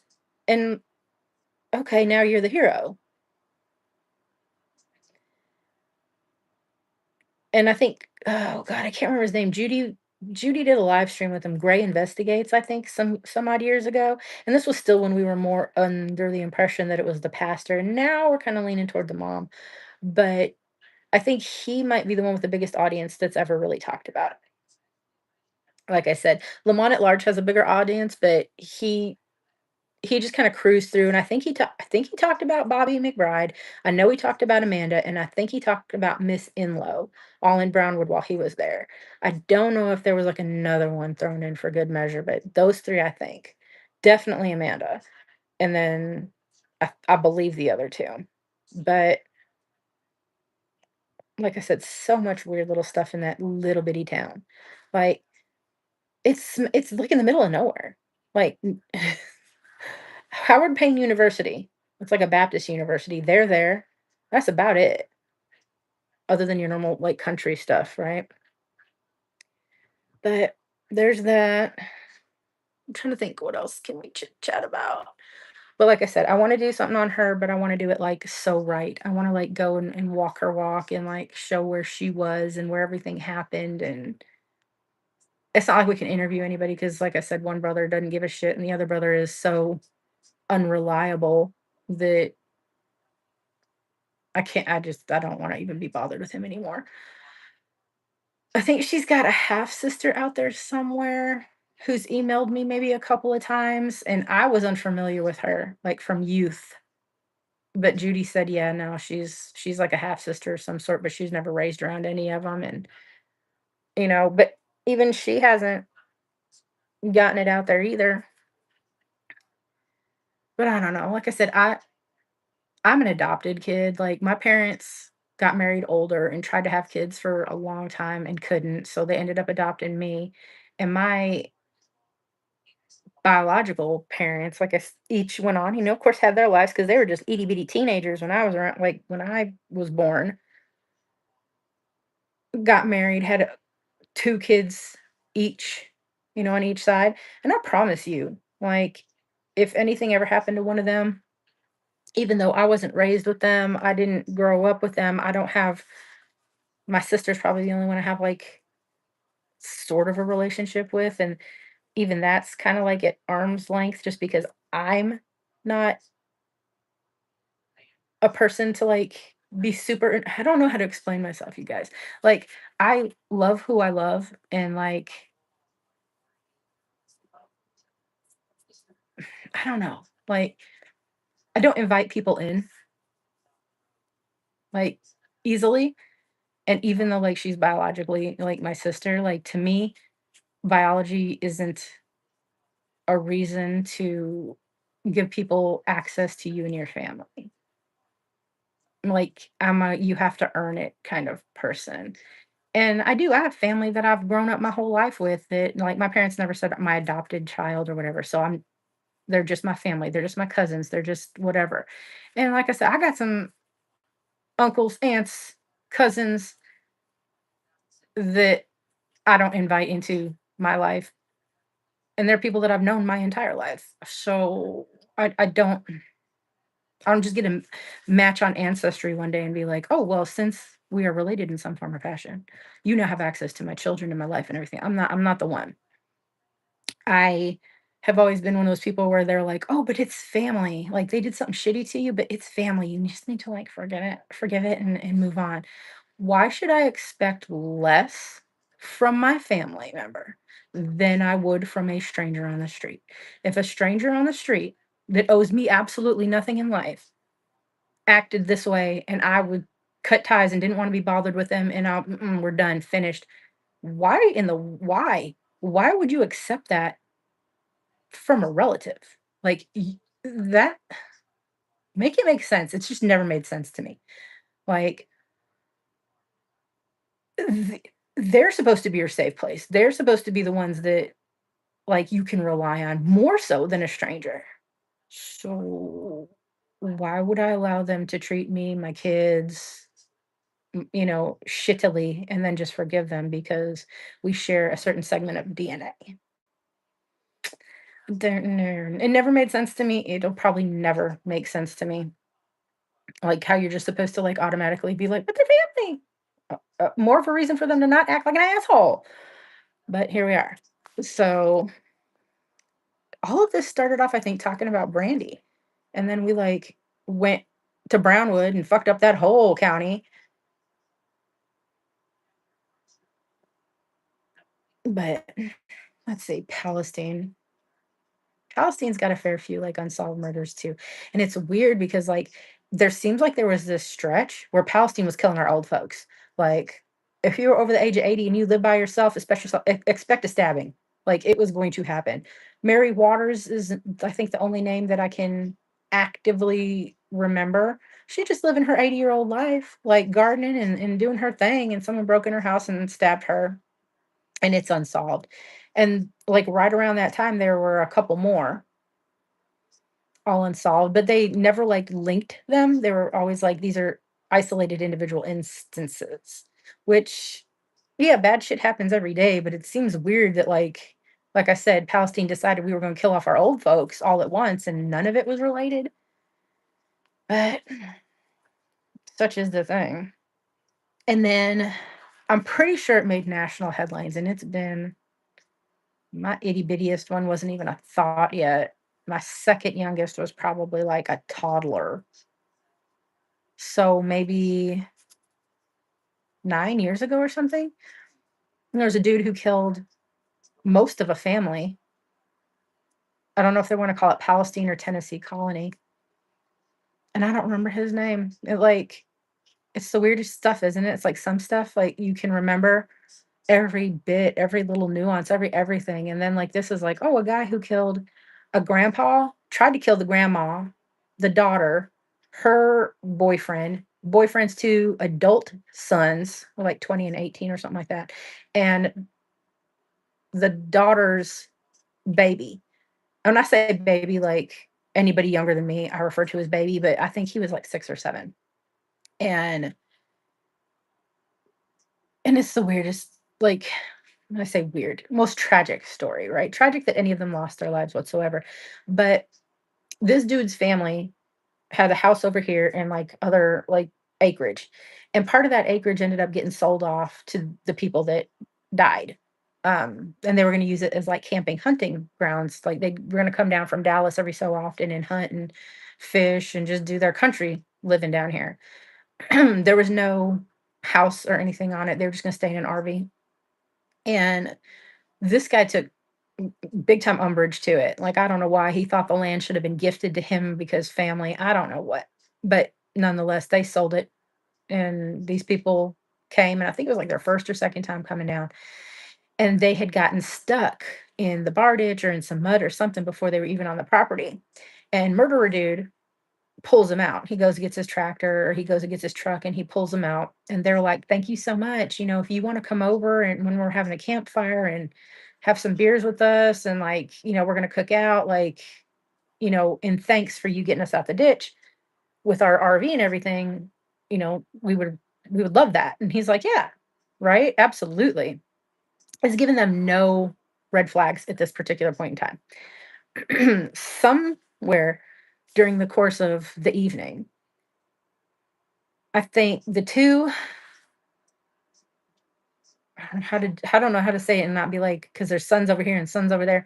The little son, the 2 adult sons of the and the boyfriend all go off with this dude to, like, collect firewood and sticks and stuff like that, and he kills him.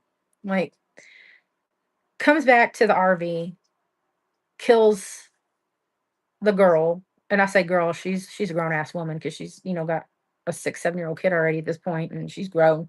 But kills her daddy, and the grandma manages to escape somehow and get off into the brush line, and she's hunkered down in a ditch somewhere, just being terrified and trying not to die. he takes the bodies of at least the little boy, the littlest boy, and I think the boyfriend and maybe one of his sons, or maybe it was just the 2 older sons, back across the field to his house and puts them in his pond, like, tries to, like, hide their bodies in his pond. The rest of the bodies he just leaves, right? Like, "Fuck it." Grandma has spent all night in this ditch getting ate up by every conceivable East Texas funky bug there is, and we have fire ants here. And I don't know if y'all have them where you are from, but they have earned their name, right? You get a big ass welt and it literally feels like your body's on fire from one bite. And they are social. So you're not getting bit by one. You're getting bit by all of them. And like you can't just like swipe them off. Like once they're in, they're like a little pit bull. They are dug the fuck in.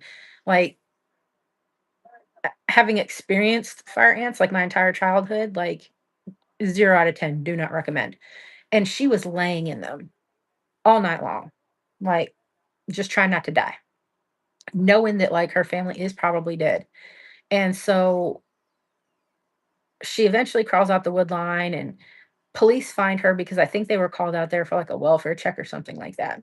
And the police couldn't even recognize her, like, because she was so bit up from just surviving the night.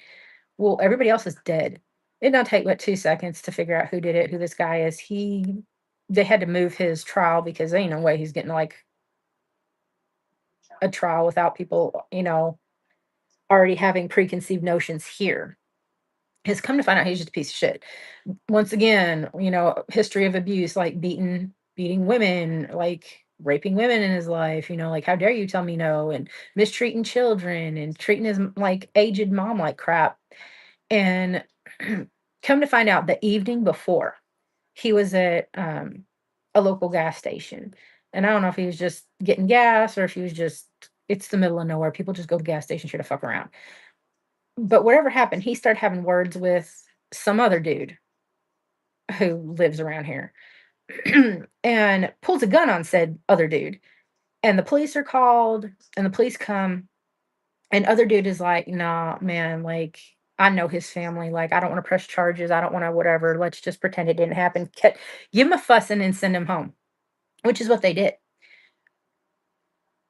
And the next night, he killed all of those people.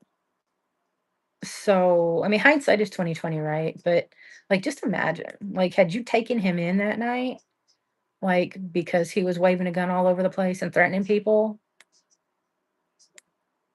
maybe those people would still be alive. I don't know.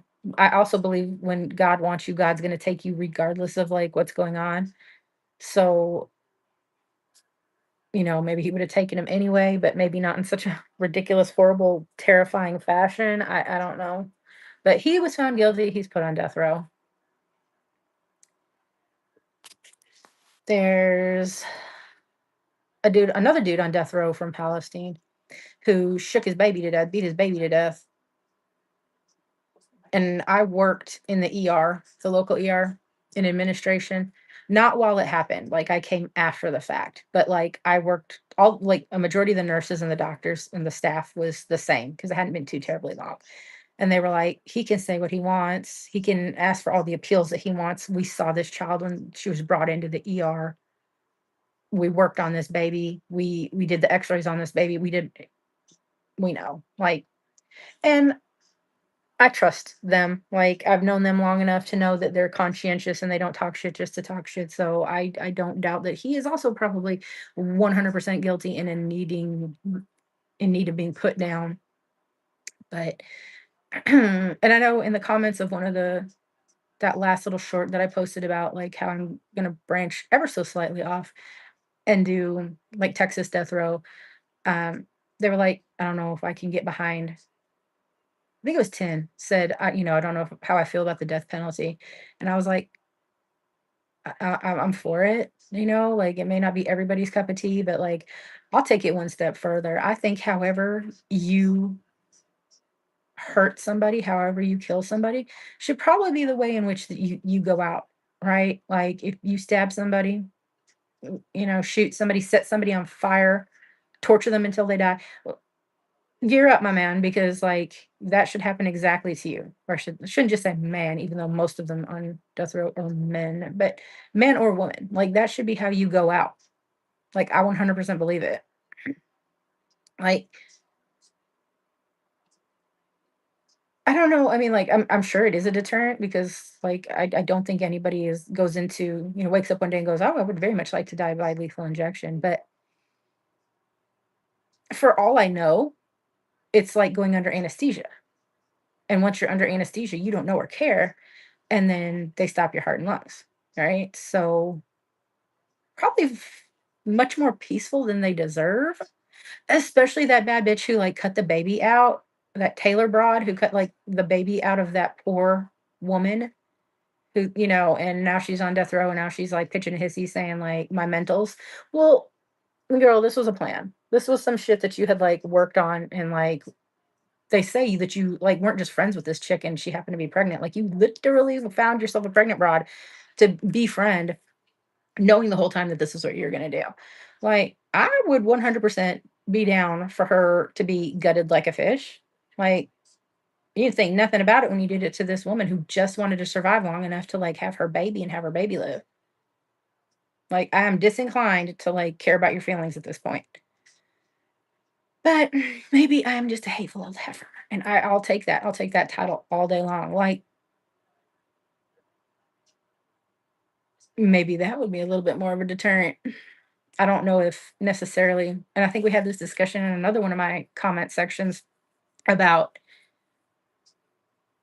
oh, public executions, if that would be a deterrent.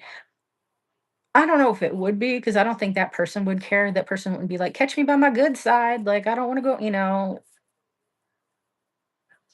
And I don't know if it would for people. I think really all it would attract are, like, gorehounds, and I can't really talk because, like, I'm kinda teetering the line, right? Like, I'm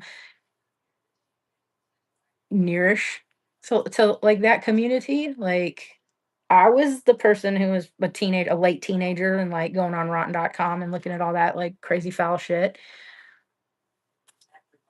I don't know if that would be, like, a deterrent to do, like, public executions. I mean, I'm down to try it, I guess, again, but, like, I don't think the powers that be would ever allow it. Like, we've gotten to a stage and watch this is the political part of, like, Page, that we're so worried about, like, hurting people's fifis and, like, okay, such is life, right? Like, and branching off, and then this may come back around to make sense, it may not. But, like, I have OCD, so I have a lot of intrusive thoughts, so sometimes we just off on a tangent, and that's where, like, it ricochets. But, like, when I was a teenager, I had every conceivable color of hair you can imagine. I like hot pink, bright red, neon green, like, goth, alternative, all that shit, right? Like, crazy ass makeup. And it was not a thing. It was not what my uncle was like, "Girl, you gon" my to my mom, like, she's got green hair, your kid's got green hair." She's like, "Oh, shit, really?" You know? And she told him, she's like, "If the color of her hair is my biggest complaint or my biggest, like, what I have to be worried about, like, I'm doing okay." And really it was because, like I said, I was a nightmare kid, but, like, I wasn't doing illegal shit and well, yeah, maybe, like, being drunk out in a field, but, like, I don't know. I don't know how to explain it. I was a wild teen. Not necessarily bad, but wild. I probably gave them, like, a couple strokes and aneurysms and stuff like that just because I, as their only child that they worked really, really hard to acquire, was off putting herself in positions that weren't the safest. But like I said, see, look, boom, intrusive thought ricochet went this way, eventually coming back around. But so wild looking, right? My kids now, from the oldest to the youngest, have like all these things in the student handbook. Only natural colors of hair, like, and this is Texas, so it's probably a lot more so, but like boys need to be clean shaven and the boys' hair can't be on the collar and You can only have like girls can only have one piercing in each ear and no facial piercings and stuff like that. And I'm like, who cares? And like, we don't want to distract the other children. My fine bitch, welcome to the real world. What are you preparing these children for? Because I promise you, when they get out to college and they get in the working world and just like in general, there will be people with green hair. There will be people with like facial tattoos. There will be people with piercings. Oh my God, there may even be people like in wheelchairs. Shock, right? If they can't like self-police and like keep their shit together, like that's that's their problem. Also, if you are insulating them to the fact that they have never seen a person express themselves with like wild colored hair, then when they finally do, they're like clutch pearls, right? Th- In my humble opinion, like your high school and your teenage and maybe to a certain point, like junior high and stuff, work it out. That's like when you're finding yourself. That's when you're like discovering who you want to be.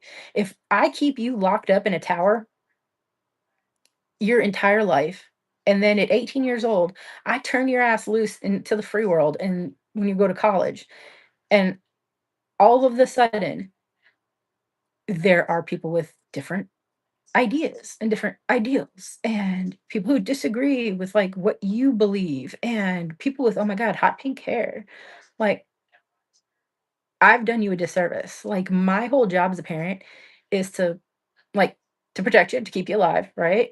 And to make a functional adult, make you into a functional adult and make you like independent. And we're not doing that, right?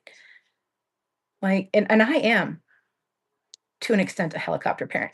The childhood that I had where like as soon as the sun rose, like we were out and we were about and we didn't come back until ordered to do so. Like streetlights be damned. Like especially in the winter, we were out way beyond that.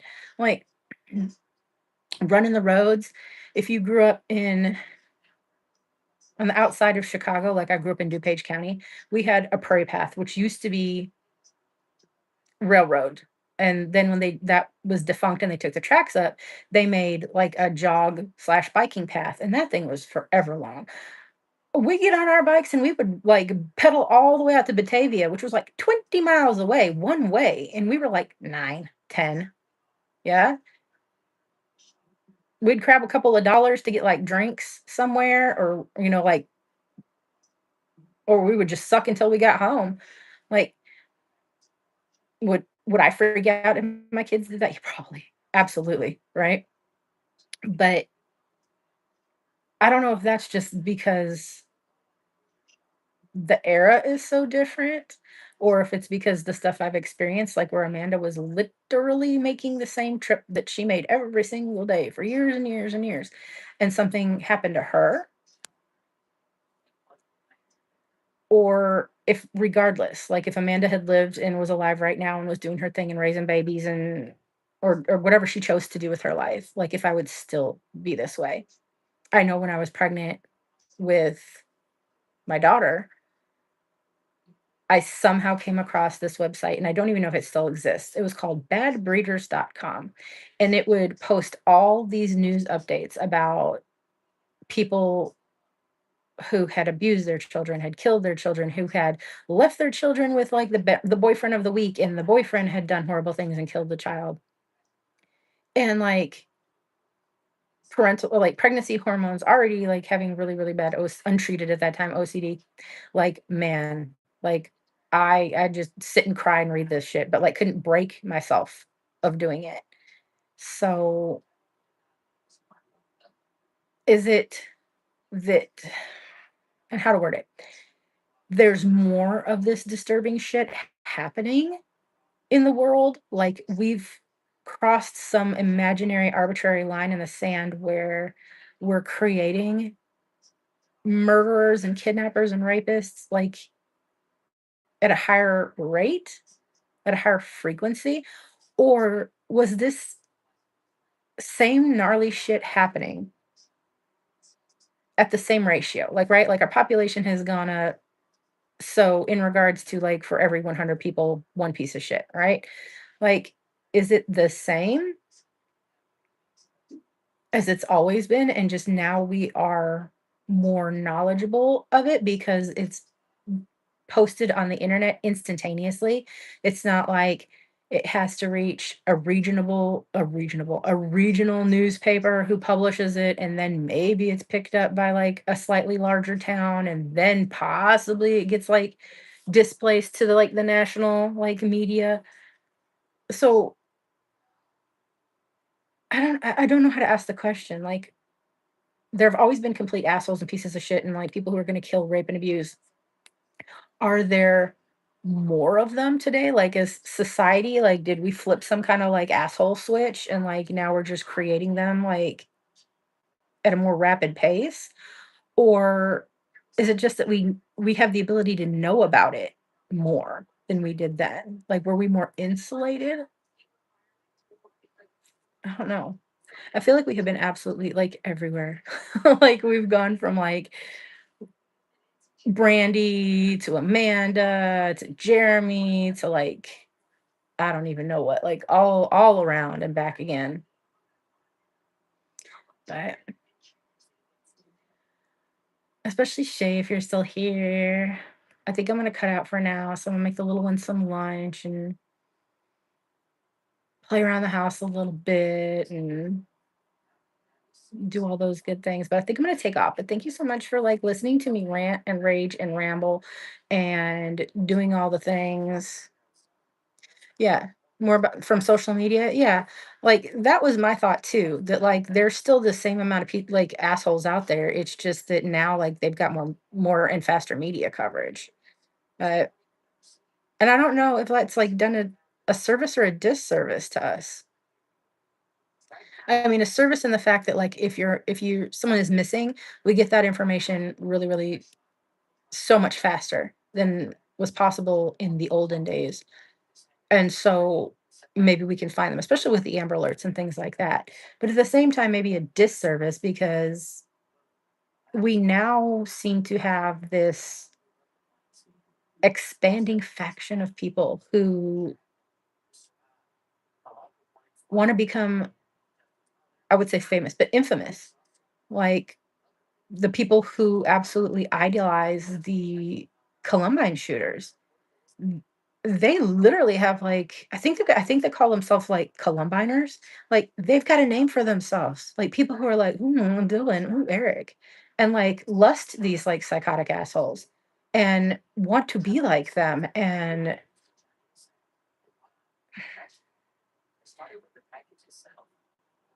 I've got an idea in my head, and I'm not exactly sure how to verbalize it.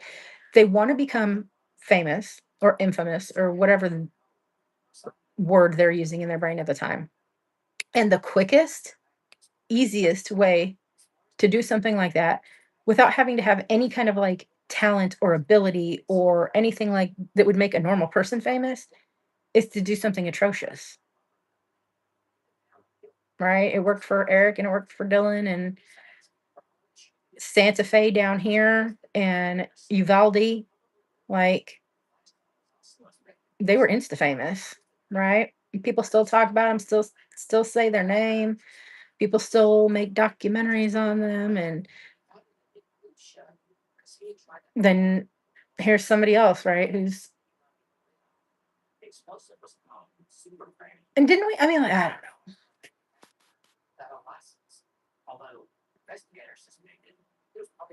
Sit on a what?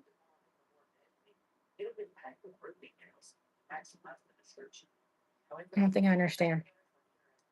But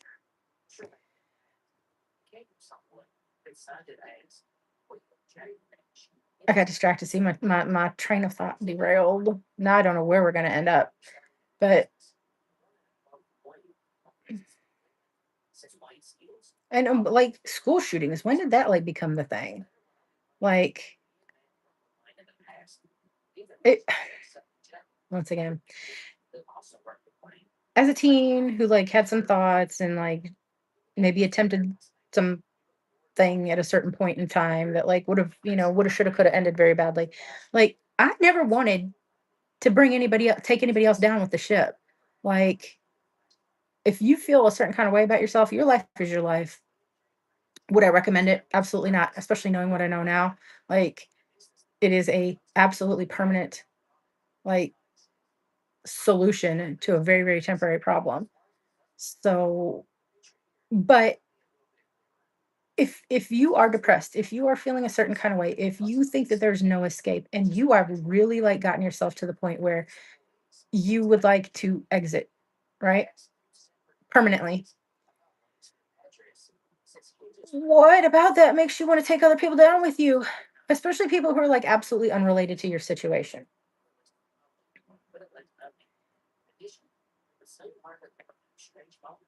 And none of this is like saying, yes, I agree with this. You should totally do this or whatever. Academically, I can understand and I can rationalize in my head if you were abused, if you were maltreated, if you were sexually assaulted, if you had these things going on, like, and it did things to your mental health that like you think there's no coming back from, and you want to make sure that this person is never allowed to hurt another human being the way they hurt you. Academically, I can understand taking that person out and then carrying on, right? But I don't get hurting innocent people, people who don't know who you are, who don't know anything about your situation, who nothing. They're living their life. And in the sake, like these school shootings, like Uvalde and Sandy Hook and stuff like that, are babies.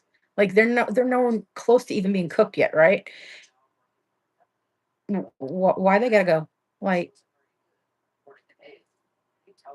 just for the body count, because the higher the body count and the more notoriety you think you're gonna get, and I don't know. Ugh, I've got myself to a place. But like I said, I am gonna peel up out of here for a little bit. I'm gonna get the little one because he's the only one at home right now. Like a proper lunch and do some things and chill out a little bit and maybe make a shorter 2 or 3. But thank you so much for sticking with me through my ranting and my rambling and my whatever else you want to call this mess. But thank you so much. I appreciate it. And maybe we'll do another one of these at some point. Great. Love you so much. Bye.